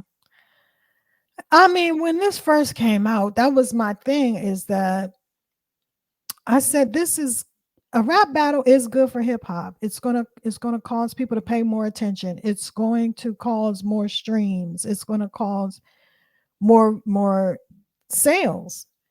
And so that's good for hip hop. I just, wanted it to stay confined to just the lyrics and basically a competition of skills, rap skills. And as long as it stayed confined to that, then it's fine. But when it starts to get personal, that's when it can spiral out of control. And that's kind of unfortunately what's happening here. So I hope it ends here. I know people want to hear more, um, and that's fine. But I hope it doesn't escalate to a point where it can put people in danger or people's families in danger. Do you think it'll get to that level? I I hope. don't know. Because the way Kendrick is talking, it sounds like that way. And then they talking about who's a shooter in your group or not. See, Like, it's too much. YG Bang said he sees something Bang says, like you don't bang. Hopefully it's nothing. Who knows? It's not that But serious. I we don't mean, know that. it shouldn't be. That's Yeah, put it that because way. Pac and It shouldn't Biggie be that serious. wasn't Yeah, serious either. right, And then look what happened. right. And we don't want to But see that I'm happen. not going to say they died over rap beef. I think Biggie did. Um, I think after Pac died, somebody thought that Biggie should be killed. Mhm. Um, so yeah, Well, I mean, how do you perceive these two rappers though? Because to me, they're very different. I see Kendrick Lamar, of course, he's a Pulitzer Prize winning lyricist. I see him more as I see his brand of rap to be a little bit more elevated above Drake's in terms of just the lyrical content. Drake is more of a hip hop pop artist to me. His music is liked by a wider range of people, I think, which is why he may have more sales and be more successful financially. but Kendrick So has more accolades. Yeah, his. I mean, Drake even raps and gets on him about that. Like, yeah, you coming with this woke shit, but you ain't put no money trees in your neighborhood. You moved out your neighborhood. You talking this black stuff, but you picked a light woman with cream in her and all of that stuff. Like you talk about blacker the berry, the sweeter the juice. He went at him. That to me, that's a battle. That's that's an going ad after hominem somebody attack at too. it seems based on their words and how they present themselves. Right. Yes. So And I get that. Um, they both can rap. mhm. They both can rap. And J. Cole. I still think J. Cole is better than both of them. But See, J. Cole was smart in hindsight. He's like, I'm out. This too much. I don't think he was smart. I think that he went with his conscience. He said it was eating him up inside. But now that I this would is talk to J. Cole and say there's other ways you can battle a rapper instead of like to me, I would have did an album with Kendrick and say, all right, let's go back to back and let the public decide. let me ask you this. Do you think that this rap beef between Drake and Kendrick Lamar, do you think it is going in the wrong direction and spiraling out of control? Yes or no? I don't think it's spiraling out of control. Um, Is it going in I the don't wrong like the direction? direction it's going in. Okay, That's so how I have to ask that. But a lot of people do. They want blood. They want war. This is the beef they like. I'm old school, so I like rap battles just to be about you getting at somebody as an MC. so considering that, do you think it makes sense that J. Cole bowed out when he did? No, because I don't think J. Cole would have crossed those lines. I think they crossed lines talking about each other's families. And then, both said they took it there. I don't think J. Cole would have did that. And J. Cole already, you can't shoot a gun and then say I'm bowing out because you still shot your gun. Remember, I showed you the lyrics that he Well, it looked like that's what he did. You saying that wasn't cool because he did do yeah, that. I'm gonna shoot back at you. You're not gonna stab me on the way out the door, and I'm not gonna get you back. Yeah, I'm gonna get you back. And that's why he said he'll stick his chin out and let him have Yeah, it, and then he'll leave it alone. But right. he ain't Kendrick really ain't do anything with J. Cole. I think I don't know. I feel like the fan base is going to be divided because you're going to have some everybody we all want to hear the work. We all want to hear the lyrics. We all want to hear how clever they can be. But some of us, I feel like some of us don't want it to get personal, and some of us like it. Who in your household has listened to any of it? Oh, the kids were just talking about it yesterday. They were Oh, like, oh, listening to it, going, oh, like, okay. oh. So they hyped up about it. And I asked them if they wanted to come on and talk about it. They were like, that's okay. But they're like all into it. Yeah, that perspective, especially your daughter's perspective, would have been nice because I think Kendrick Lamar is calling Drake sleeping with younger people and younger women, and he's going down that road. Excuse me. He said somebody in Drake's group was a pedophile, so they throwing stuff out like it's personal. So I don't know. That's the talk of the town. I didn't play outside to talk to me today because I thought it was just more appropriate to play the rap stuff. But And let us move on. Am I tripping? Yeah. Am I tripping? Am I tripping? Yeah. But am I tripping? Am I tripping? We got me. Am I tripping? Got me sipping. All right. Got me thinking, am I tripping? So this is where we play Am I Tripping Game. This is a game that was created by Reese Colbert. You can buy it at amitrippinggame.com or amazon.com. It'll cost you about $15, $20. Okay, so fairy dust, please. You're supposed to be ready. got all about that. That just makes me happy. Okay, ready? Yes. I have been with this guy who treats me great and checks off almost every item on my list. The election was coming up, so I asked him who he was voting for. I was shocked when he told me he couldn't vote because he had a criminal record. Although I truly like him, I broke things off. Am I tripping? Yes. You are tripping. Hold on, though. Not so fast, bro. Because what if this man has a criminal history of sexual assault? What if he's on a sexual, what do you call it? Sex offenders list. It depends what the offense was. Okay, so first you said, yes, you tripping. Now you saying it depends. Well, that's why I said not so fast, bro. To me, if you're a rapist, you ain't getting out of jail. Rapists get out of jail? Yeah. And that's why we have a sex offenders list. 20-something years. Yeah, 20-something years. Sex offenders could be somebody grabbing your butt in the club. And then all of a sudden they go down for that. But they're not going to jail for 20 years for that. No, but they are registered as a sex offender. Okay.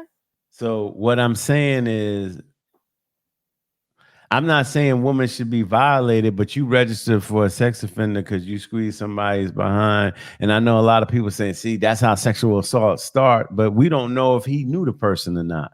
And then she got mad. So yeah, it depends. If it's a reason why I say she's tripping, because if it's a non-violent drug offense, then are you mad?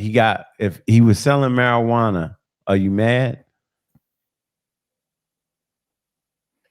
Those are good questions. This is a tough one for me just because, it's very, very personal because you have a right to have your list of things that you want in a mate, and you have a right to have a deal breaker. A great guy. Read what she said. I know, but that's a deal breaker for her. That's okay. If that's your deal breaker, I can't be mad at that. I'm saying you tripping because of that deal breaker.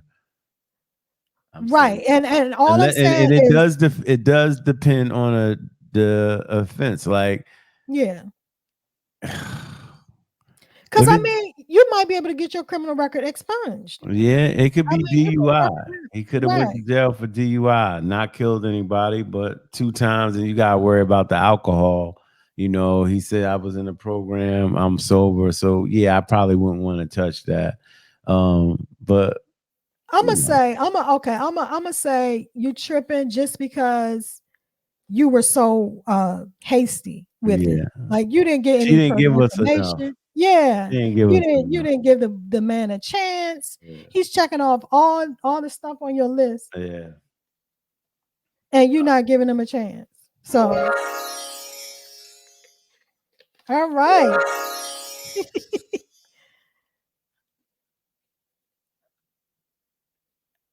I broke up with a woman because her kids are ugly and I can't risk passing on her bad genes to my future kids. Am I tripping?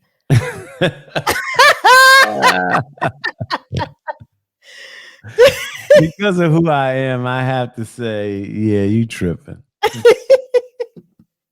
That is so superficial. Because what if her ex was just The responsible party for the kids. Yeah. exactly? Because I'm why are not you dating her if you think she's exactly. unattractive? Thank you. Like you look fly, but you got unattractive genes. Right. That's from the father. That ain't from her. Yeah, You we tripping. both agree on that one. That was an easy one. Not ugly though. Did you call it? Yeah. Okay. A member of my family has made it clear that they do not like me, yet they still try to send. Oh, wait, did we do this one? No, I don't Okay, sound like does this sound familiar? Listen, a member of my family has made it clear that they do not like me, yet they still try to send gifts to my kids for special occasions. Each time I send the packages back unopened. I feel like if you don't want to deal with me, then you can't deal with my kids. Am I tripping? I think we did do this one. We before. did. Yeah, I think we did. What did you say? Because I I said think, they were tripping. yeah, you're tripping. You can't take the kids' gifts because you don't like the person. That's wrong. She Okay. didn't take them, she gave them back. Okay. Well, since you feel like we did that one, give me some more fairy dust. This will be our last one. I'm throwing a lavish birthday party with over 100 guests and invited my son's ex. He says I'm disrespectful to his new relationship, but my birthday is supposed to be about me, not his little girlfriend's feelings. Am I tripping? Yeah, I think we did this one too. No, we didn't. No, We did this. We didn't do It that. depends on the relationship. On whose relationship? If the relationship ended tumultuously, yes, you tripping.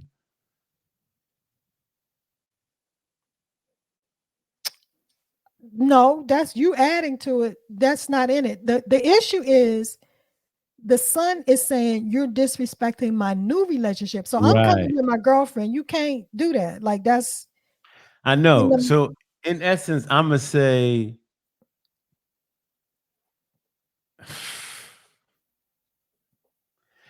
there's a lot.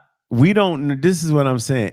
Just based on what I read, yes, you tripping. I'm gonna say that, and maybe because I'm a male and I'm bringing the girl. But what I'm saying is a lot missing.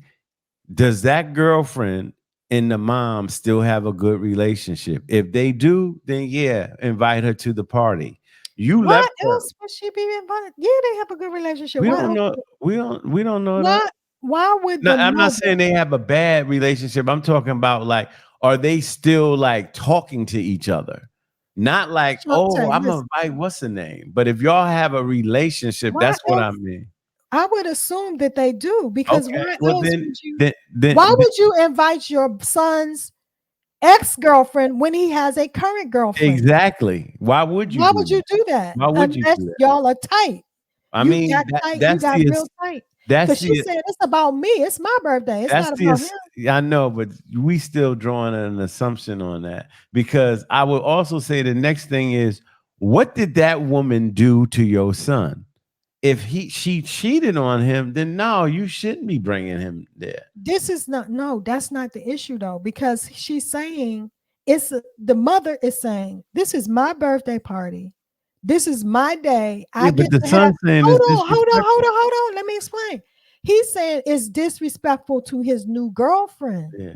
So it's about they're making it about the mother's wishes for her birthday versus the son's new girlfriend's feelings. She said it's not about his new girlfriend's feelings. It's about this is my party. I want the people I want there. But the problem is she wants her son there too, and he is not going to want to be there with I don't. the Then I don't. I don't. ex-girlfriend. We after your explanation. No, I don't think she's tripping because she has a right to invite to. And you don't have to come, son. You don't have Right, to bring your girlfriend. right. Or the girlfriend can be secure in the fact that I got him now. Like he's with me. He's not with you. So I don't care if you at the party or not. That's how I would be. I'd be like, this is my boyfriend. Yeah, that's what I'm saying. But we don't know if the old girlfriend did something to the new girlfriend. We don't know any of that. And I'm just saying, like, the fact that we don't know that is hard to decide because if she got into a fight with the girl and punched her in the face, then no, you don't invite her. You don't. If she broke her car window doors, no, you But don't see, invite her. I think we should not add facts to it. But you adding it, you assuming How they did I? close. Why would you invite You somebody to your party if you're does not it say close it on with them? does it say it on the card? She could be inviting Shantae, people because she wants to invite people Shantae, and she come wants to on have a now. big. Let me say Seriously. something. Let me ask you a question. If you had a party right now and you invited 100 people, all those 100 people you talk to on a regular basis, hell no, you I'm don't. not gonna invite strangers to my No, party. it ain't no stranger. You know everybody that came. That's what I'm saying. Like if that's her new girl now, like yo, you broke up with Margaret, and Margaret and moms is still tight. They still hanging and talking and everything like that. For one, I would say, you making it hard for me to bring my girl around you when you already have a good friendship. That's why don't try to befriend too much in the Yeah. situation until we get married. But I'll agree with you. She not tripping, but I'm not using that assumption that she knows her well because I don't. What I mean, I don't want to say knows her well. I'm not using the assumption that they talk on a regular basis. Because then that's your girl. You still doing stuff with her. We don't know that. I actually I'm not saying I The think she breakup could is have been 2 months ago. I think she is tripping. I 'Cause think she's tripping. okay. Because basically you're putting this ex-girlfriend over your own son. No, not He's not really. yes, No, really, because because I he's agree. not Listen, happy about it. listen, I agree. You sold me on your argument. So I'm gonna give your argument back to you. You said this is my birthday. That we celebrating me, not you, nigga. I didn't say that. I Yeah, didn't you say did. that. I You said said no. you said the I wife said is that's what the mother. I said. Listen.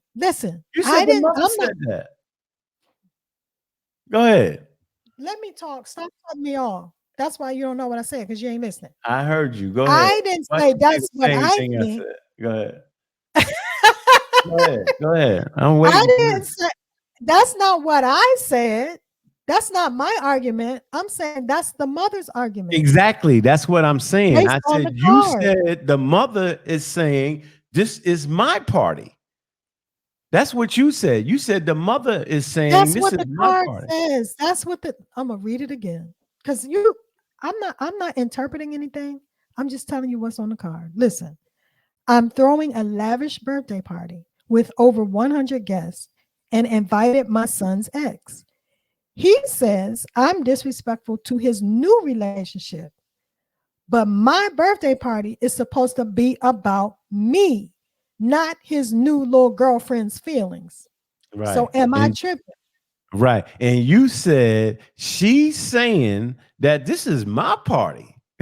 Right. Right. That's right Right. here on the So I card. agree with that. That's what made me say she not tripping. She right. That's her party. What the card said, that's her party. She But gets to invite who she wants to invite. true. Since we don't know the information about the ex-girlfriend, I said, you know what? I have to ride with that because we don't know if the boy did her harm or she did the boy harm or if she did anything to the ex-girlfriend.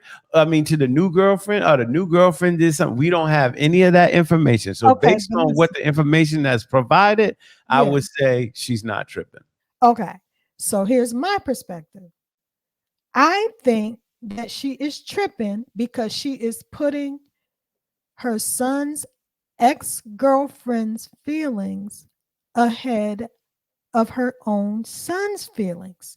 So if her son came to her and said, Mom, why are you inviting my ex? I'm bringing my new girlfriend to the party. That's not cool. Like, I'm going to be uncomfortable. My girlfriend's going to be uncomfortable. And basically, the mother is saying, too bad, so sad. It's my birthday. Either deal with it or don't come. Now, how you going to put No, your I agree. blood? I'm sorry. I agree with that. I agree with that. You broke up with her. Me and her had a friendship. I'm not breaking up with her. Now, like I said, to me, the mother is only egregious if the ex-girlfriend did something bad to her son, like infidelity or something bad to the new girlfriend, break her car windows or punched her in the face. That's when I say you're wrong. But You if know the why you don't get it? You don't get it because you're friends with all of your exes. That's your problem. So you can't even understand the concept of an ex being in your space and it okay, being uncomfortable so because you're friends let with me all your let, exes. let Yes, me all right. let me rock. That's all right. Let Are me you friends with all your exes? mostly all of them. Yes. So you just don't you Okay, so you don't get it. let me rock you right then. Just as you saying that about my background, your background is different. So you are making assumptions based on I don't like none of my exes. That's not it. Okay, I'm but basing it solely on you relationships. can't exactly. Your So son, you you can't can't put your use son's feelings below you someone else. can't use my personal past at that. You can't use that Okay, because well, we just disagree on this one because I just feel like, do you okay in this situation, is the mother putting the ex-girlfriend's feelings above her son's feelings? Yes or no?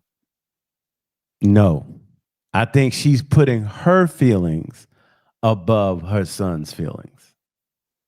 That's what made me Okay. agree with you. I think the mother is like, that's my girl, and I'm inviting it to her. Then you said it right. You said, what'd you say? So bad, so sad. Right. Don't bring your ass to the party. Simple as that. Or come and leave. Whatever. I don't care. Like now the Okay. girlfriend was like, well, if she gonna be friends with your ex, that means is your ex gonna be at all the family dinners and things of that nature? Now that may become an issue, but I can see it. If you date somebody for 10 years and that woman is close to your mom or that man is close to your dad, he's supposed to end the relationship with the dad, maybe No, not but meet him at the house anymore. that's what I was gonna say. Yeah, I mean, But we don't the know where mother, she at the party. you can still have a relationship with the ex. Y'all can go shopping, y'all can go out to eat, y'all can go to concerts, y'all can Right. talk So on she the might as phone. well say, get But you. he's just saying this one time when I'm coming to your birthday party, can you not invite her so I can bring my new girlfriend? You know what? Like I said at first, I was like, yeah, you tripping, but you sold me because she's right. She's like, this is my MFing party. So Yeah. you would do that to your blood child? Like if they said, I'm daddy, don't do that, please. Well, first of all, they asked me, and I definitely would consider that. But That's what he did. He said, Mom, hold on. you're Like if disrespectful. my daughter cheated on her ex-boyfriend, no, I'm sorry. I'm bringing him. He ain't That's do not nothing to or you. the son simply came to the mother and said, Mom, you are being disrespectful to my new girlfriend by inviting my ex to the party. Can you please not do that? And And she she said, said, no. so bad, so sad. I agree with you. I agree with you. I don't care. Like you, I invited her too. I said, this is not my beef. I'm not here. Like, that's my homegirl. We close. We go shopping. We go to the movies and concerts together. I'm not inviting her because of your new. I don't even know this new chick like that. You might Wow. get rid of her. Wow. Yeah, I'm yeah, surprised I that you get it. feel like that. Look, Kim, I would say to the son, there are 100 people here. She don't got to talk to her. There's 99 other people here she could talk to. I feel like I would just really consider my child's feelings. Like I'd be like, okay, I don't want you to be If uncomfortable. Justin got with a woman and in those 8 years they were together, you build a close bond with her where you Right. I talk get it. about I things. do. And we can still Right. do all those other things. This is one day, one event. I can sacrifice one day, one event. Like Yeah, I I guess. feel like I would be able to. Let me say I this. don't know. You can, but you don't have to.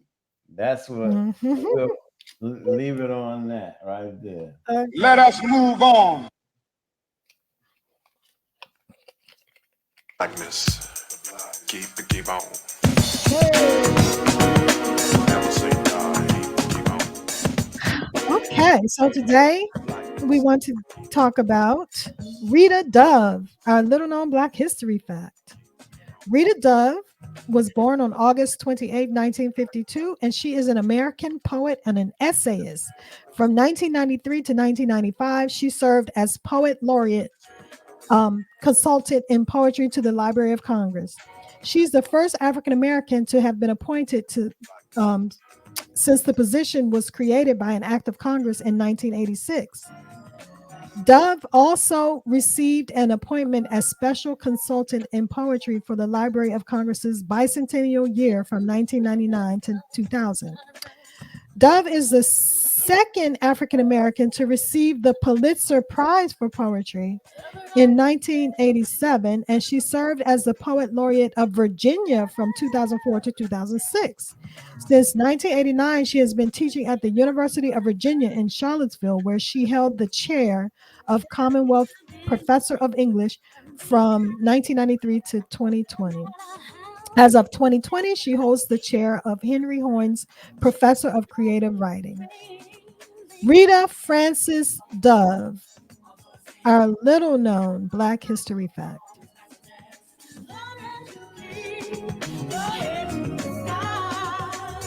I still hold the sky.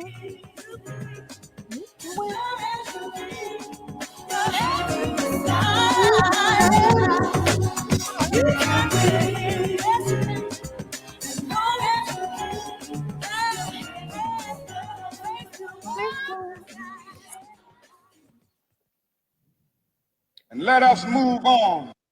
Oh, hell no. Oh, hell no. All right, city of St. George in Louisiana. Is it all right or is it all white? That is hilarious. How long So did it take you to come up with that one? it just came right to me. I ain't gonna Is it lie. all I right said, or is it all white? at first I was typing, is it all white? And I typed, is it all right? And I said, oh, is it all right or is it all white? So in this situation here, East Baton Rouge was the area, I guess, that we're talking about. And In Louisiana. in Louisiana, yes. And the folks from East Baton Rouge wanted their own school district and they were denied. They went and they were denied. So they said, let's start our own city. They were denied that too. They went back a second time and they were granted it. They wanted their own, they already have their own fire department, but they wanted their own police and they wanted their own school districts. Reason for is crime and everything was bad in Baton Rouge and East Baton Rouge. They felt that they had their own municipality and their own police officer, that it would be better. And then next, the education, see, it's kind of like what we talked about earlier in the podcast. The schools weren't good, so they wanted to create a school that would be better. Now it's a wealthy and majority white area, and there are some people that were against it because it was going to make Baton Rouge even poorer. The economics, it would hurt the economics of Baton Rouge, and the school districts would get worse. Mhm. And there were people who were against it. I understand what the new parish or city is doing, St. George. I understand it. They want better opportunities and excellence for their kids. They feel like them being tied to the larger city, um, their money is being spread out across the schools, and the school selection is not great. They feel if it was concentrated with their tax dollars or what have you in an area and is a school district, the kids probably it would be a better school. Um, so a lot of people are throwing race in the situation. I don't think this is a race issue per se. I think this is more of a class issue. What say you? Well, let me ask you this. So do you think it's possible for those citizens and this new enclave in Baton Rouge, Louisiana, is comprised of 86,000 residents. So, although it didn't take that many to make this happen, it didn't take all of those 86,000 residents to I make think this it happen. took 56,000 or something. And so, do you think it's possible for those residents to maintain the status quo, keep everything the way it is right now, and work to make this situation better for everyone? So they said we want our own town and to hell with all them other people. And we all okay with that. So what is the incentive? What is going to be what is the incentive going to be for other people to make the schools that they have access to better so that it's better for everyone? Why is it that you're going to say, well, you know what, these schools are not up to par, this neighborhood is not up to par, so I'm just going to leave, take my resources elsewhere and do my own thing? What would you do? Would you take your kid? I said I most likely probably would stay, but take my kids out of the school district and find a private school for them. That's what I probably would do. That would be my suggestion. But then again, you can't take 86,000 families, right, and put them into all private schools. That's So not they going to just happen. kind of drew a line around their Yeah, they drew a neighborhood, line, an and then economic line yeah, based and on just economics. so they And didn't literally have to get up and move. They just said, okay, you know right, what? This part all the way right here, they drew a line, said, all this right. right here, this us. That's y'all. You stay over there It's because we not that you stay over there. It's not like you can't drive through St. George if well, there's no, but I'm a just saying in Chick-fil-A terms there and you of the can't eat. resource, I'm talking about in terms of the allocation of resources, because that was part of the because They this happened with the Louisiana Supreme Court said that this is okay, but right, there were several lower courts that said no, this is not okay. And right. the argument that was made against this was they were saying that according to figures compiled by the Baton Rouge area chamber, the new town would have a majority white population as opposed to Baton Rouge, which has a black majority, and the number of people receiving St. George would create a town with an average income $30,000 higher than present day Baton Rouge, Hmm. and the unemployment rate would be halved. Hmm. Halved. Okay, here's another argument.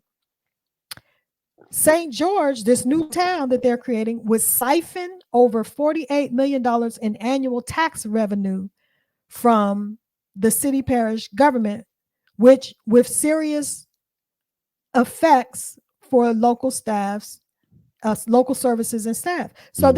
they're siphoning away resources, services, money, uh, staff. I don't like the word siphon. That's what they said I know that's happened. what they said, Kim. I'm telling you, I don't like the word siphon. Okay, let me tell you one other issue that was argued against this happening.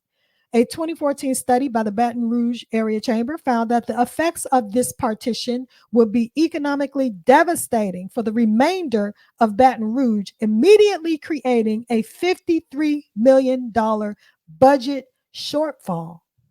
So this is a siphoning of resources. This is going to cause the area the when you're the siphoning, rest of the area okay, to become even more depressed than it already is. okay, Like, how are we okay with this? we're okay with it because we earned this money. We asked for another school that was closer, like district closer to us, and you said no. Right? We didn't want to send our kids to the other school. This is See, basically oh, Jim Crow segregation. looking, I don't. What I see is black folks saying, white folks, don't move away from us because we need your money. A community is a community, right? What A I see, community. what I see is black folks So now you're going complaining. to say they need to remain self-determined and to create their own, pull themselves up by their own bootstraps and not depend on the resources that are going into this community. Is that what That's the you're only saying? reason why you want them there. Like, if you could tell me, you know what arguments I didn't hear? Relationships will be broken up because of that.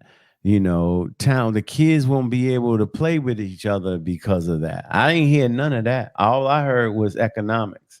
That's it. And the thing about it is the white folks are holding up that area of it. I'm different. Like, I don't want that type of dependency. I don't. So I moved. It's not about no dependency. It is a dependency. It is not. You're Yes. taking this is the same thing with the school system that we were just talking about with the other issue where the resources are being allocated in an inequitable manner. That's what needs to be happening. And I'm with that argument. Okay, but that's not what's happening here. Yeah, but it's not okay. What I'm saying is, since they move, right? Because places are already like that. Since they move, I don't think the education should be based on the economics of the residents that live there. So what I'm saying, that needs to be corrected, but that needs to be corrected nationwide. You get what I'm saying? Because long as they had the money coming into the school and the school districts wasn't bad and they had money coming in the municipality, everything was good. But what I'm saying is I try to look at myself, what would I do?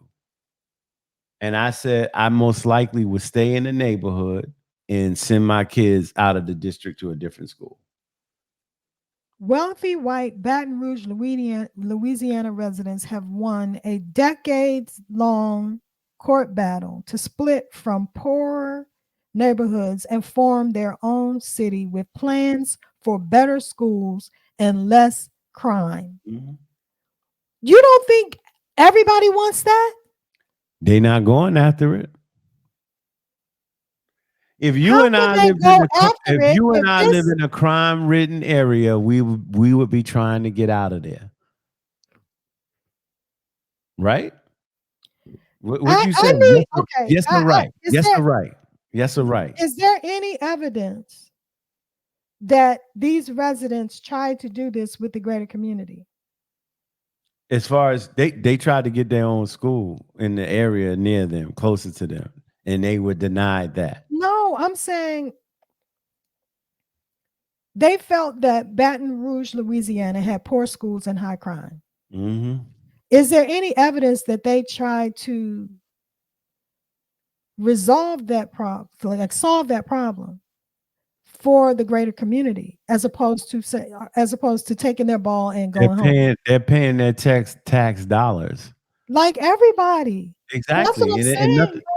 They've been fighting to get a better criminal situation and school. That's the two things they've been trying to do. Right. That was not in the article that they were trying to do that for. It was in one of the articles. All it said was for 10 years, they've been fighting to have their own city, St. George, Louisiana. Because prior to that, they were denied a school district, and their implementation. Where was that at? It was in one of the articles I read. I'm not making it up.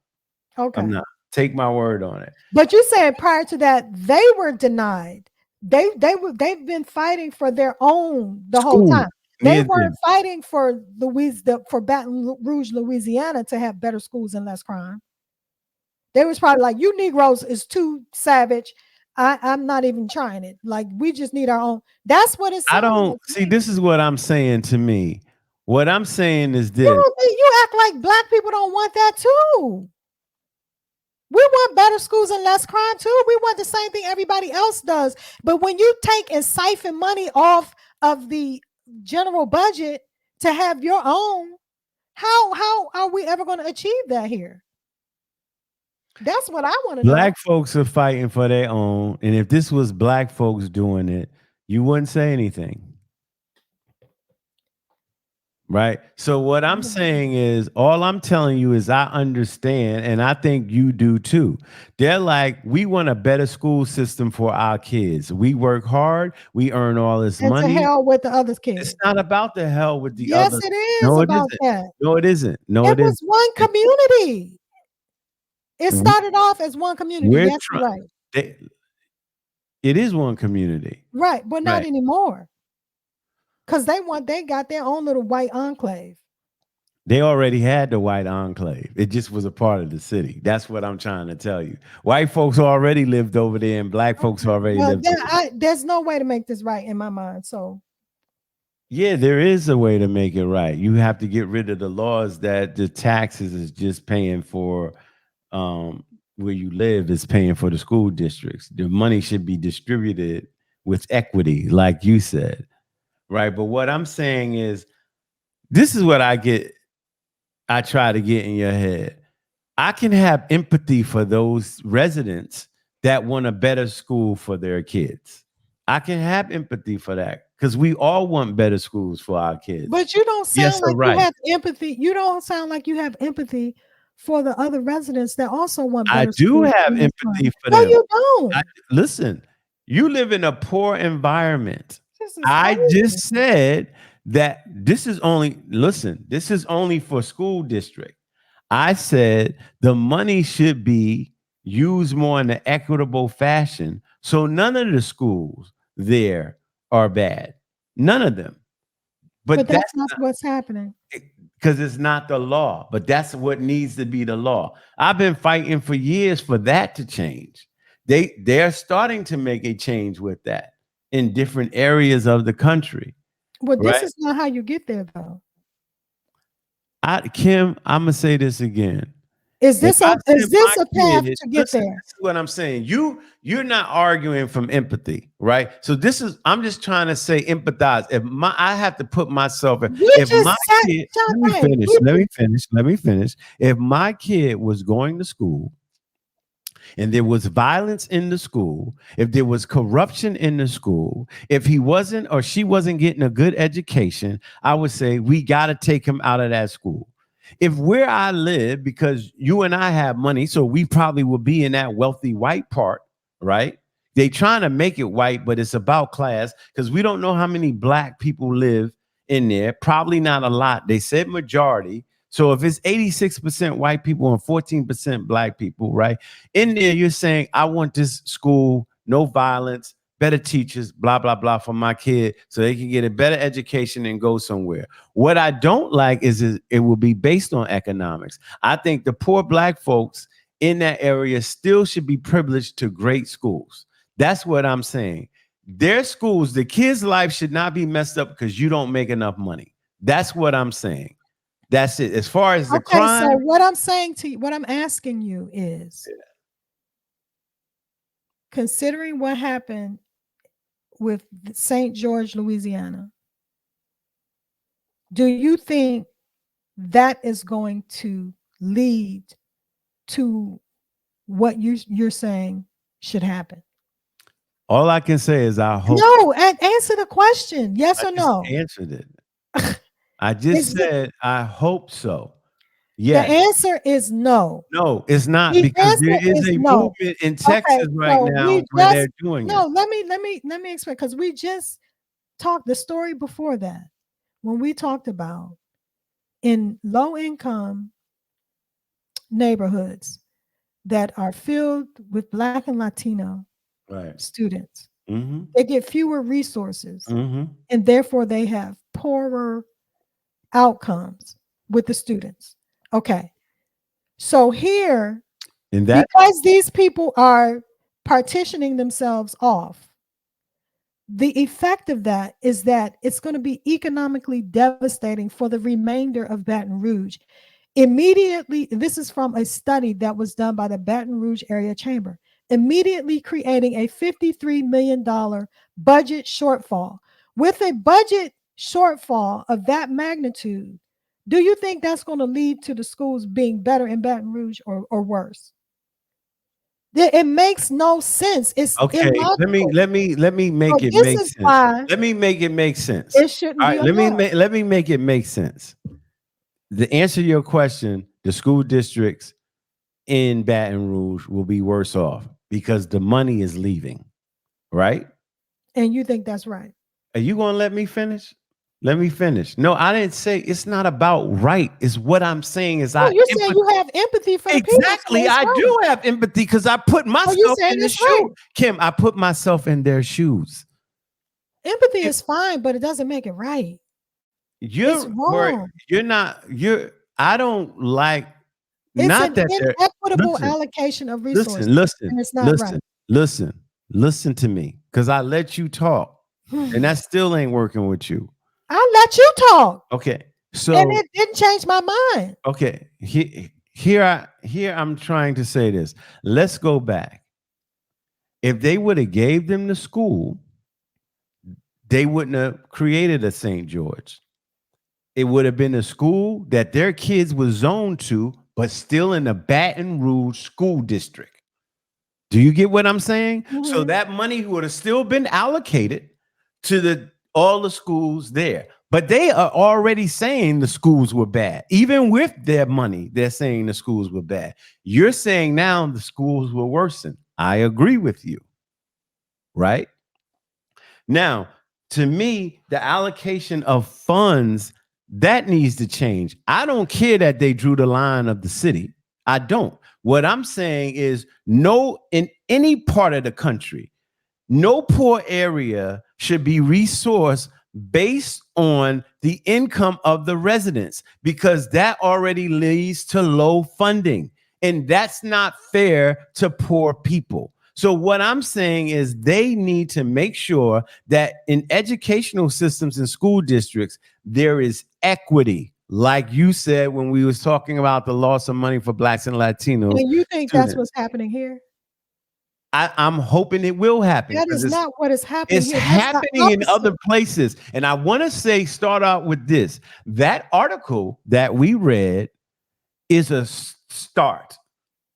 When you start making people aware of what's going on, that's how change starts.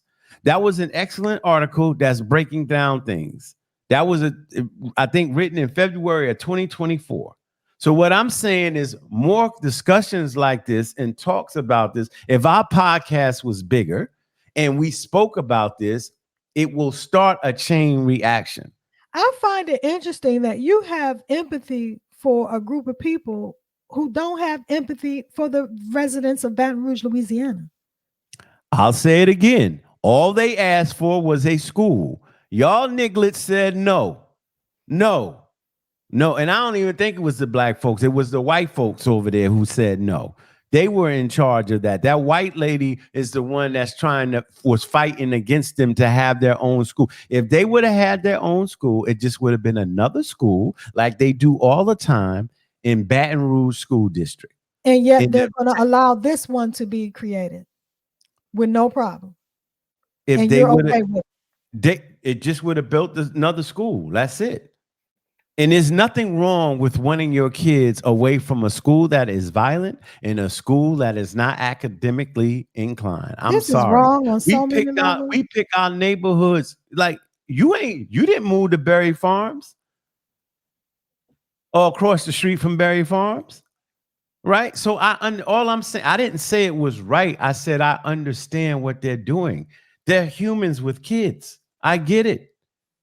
I'm not trying to send my kids somewhere that they could get beat up, harassed, or they got to get checked by the police when they come in. I don't want my kid to go to no school district like that. That's being traumatized at a young age that you going through like an airport when you young. No, I don't want that. I don't want that from my kids. So I empathize with it. Is it right? No, I don't think it's right because I think, like you said eloquently before, that school districts should be funded based on equity and need. That's what needs to go on. I get why they did. It's like, yo, we tried 10 years to get a school over here. Y'all ain't giving it to us. We'll No, create our they've own. been trying for 10 years to get St. George, Okay.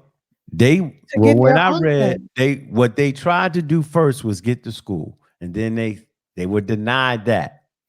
They didn't get the school. And so they said, we'll build our own city. They were denied that. And now it came through for them. So you look at it as I'm doing damage to them. You're not looking at it, I'm helping my child.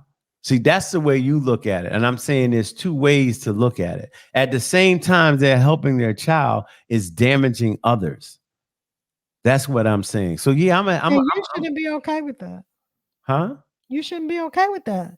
You Kim, where do you send your kids to school?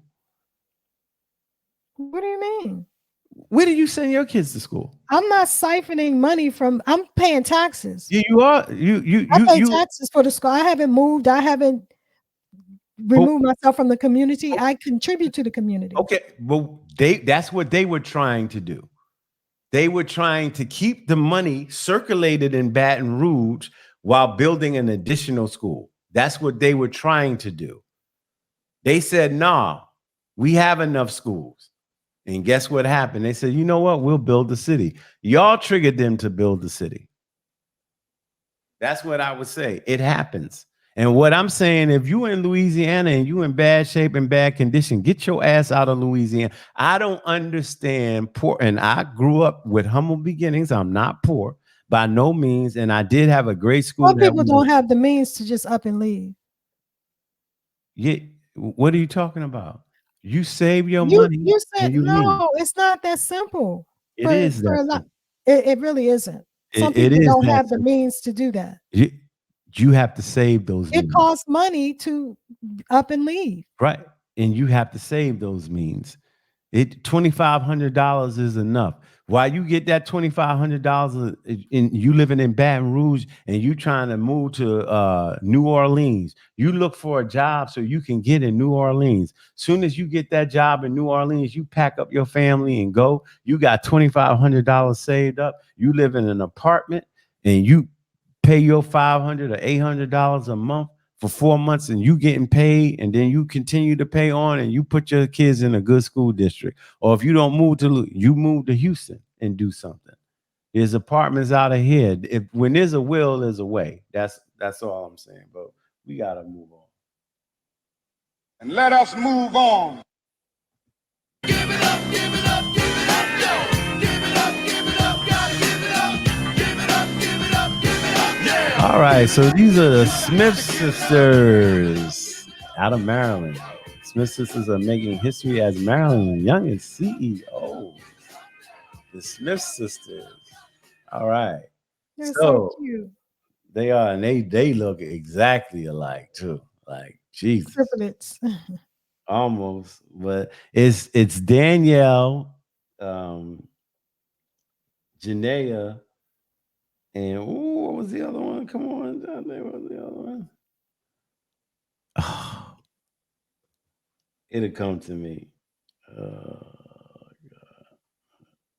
Hold on.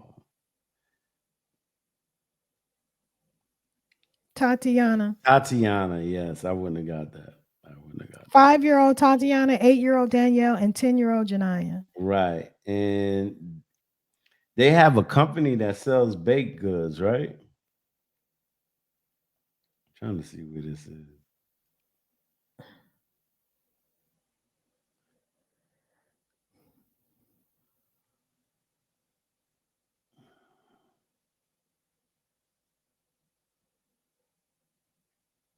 There it is. Jesus.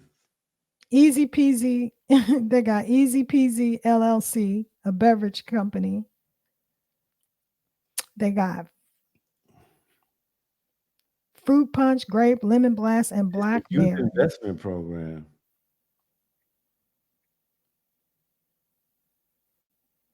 On May 6th at 10 a.m. during a ribbon cutting ceremony organized by Charles County. I guess so they down there near Waldorf then. Chamber of Mhm. Commerce, Economic Development Department. Yeah, Leading the so charge is Janiyah Smith, the 10-year-old founder and CEO of Bakey Books, a dessert and beverage manufacturing company, recently securing their first retail partnership with Selby's Grab and Go restaurant, helmed by internationally trained chef Kendall Selby. Janiyah's delectable creation, the Bakey, promises to tantalize taste buds with irresistible layers of fudgy chocolate brownies, vanilla cake, chocolate chip cookies, and creamy vanilla glaze. So they doing their thing. and then so they each had their own business. So Yeah. that was the Tatiana has the 10 easy year old. peasy. Mm-hmm. And then Danielle, the 8 year old, she has D. Lachey Productions, a media enterprise specializing in video production, graphic design, and editing. Wow. She wants to establish a large broadcast media studio dedicated to delivering uplifting and empowering content for youth. So they each have their own company, honey. Three Yeah. CEOs, Self-determination. three business moguls. Self-determination. Give it up. Give it up for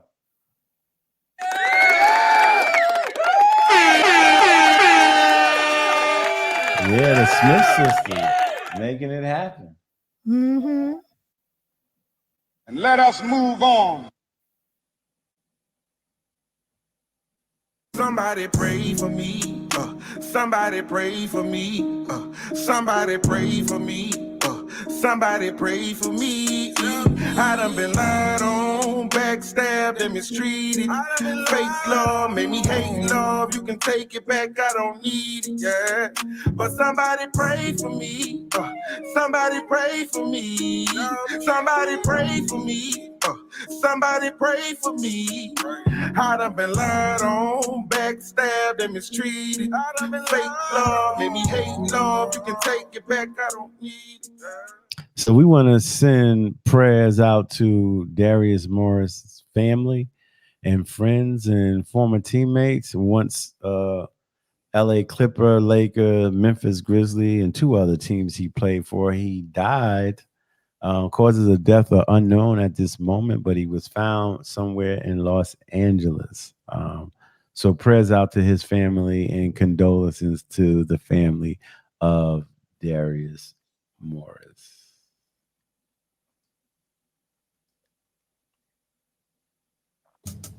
All right, let's wrap it up. All right. Our words of wisdom today. I tell kids to pursue their basketball dreams, but I tell them to not let that be their only dream. By Kareem Abdul-Jabbar. No interview today. What's going on? Why black folks do not get married? Black unemployment. Less money for Black and Latino students in low-income school districts.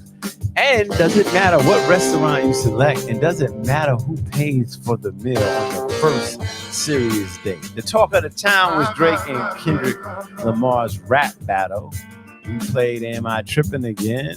Little known Black history fact was Rita Dove, right? Pulitzer Prize poet laureate. I all hell know went to St. George's Parish, a new wealthy, mostly white city in East Baton Rouge.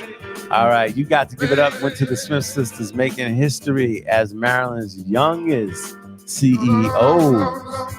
And prayers up for Darius Morris.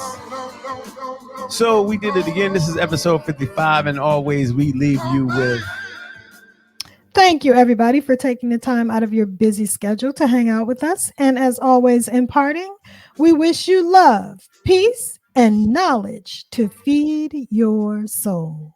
knowledge to feed your soul. Peace. See y'all next week.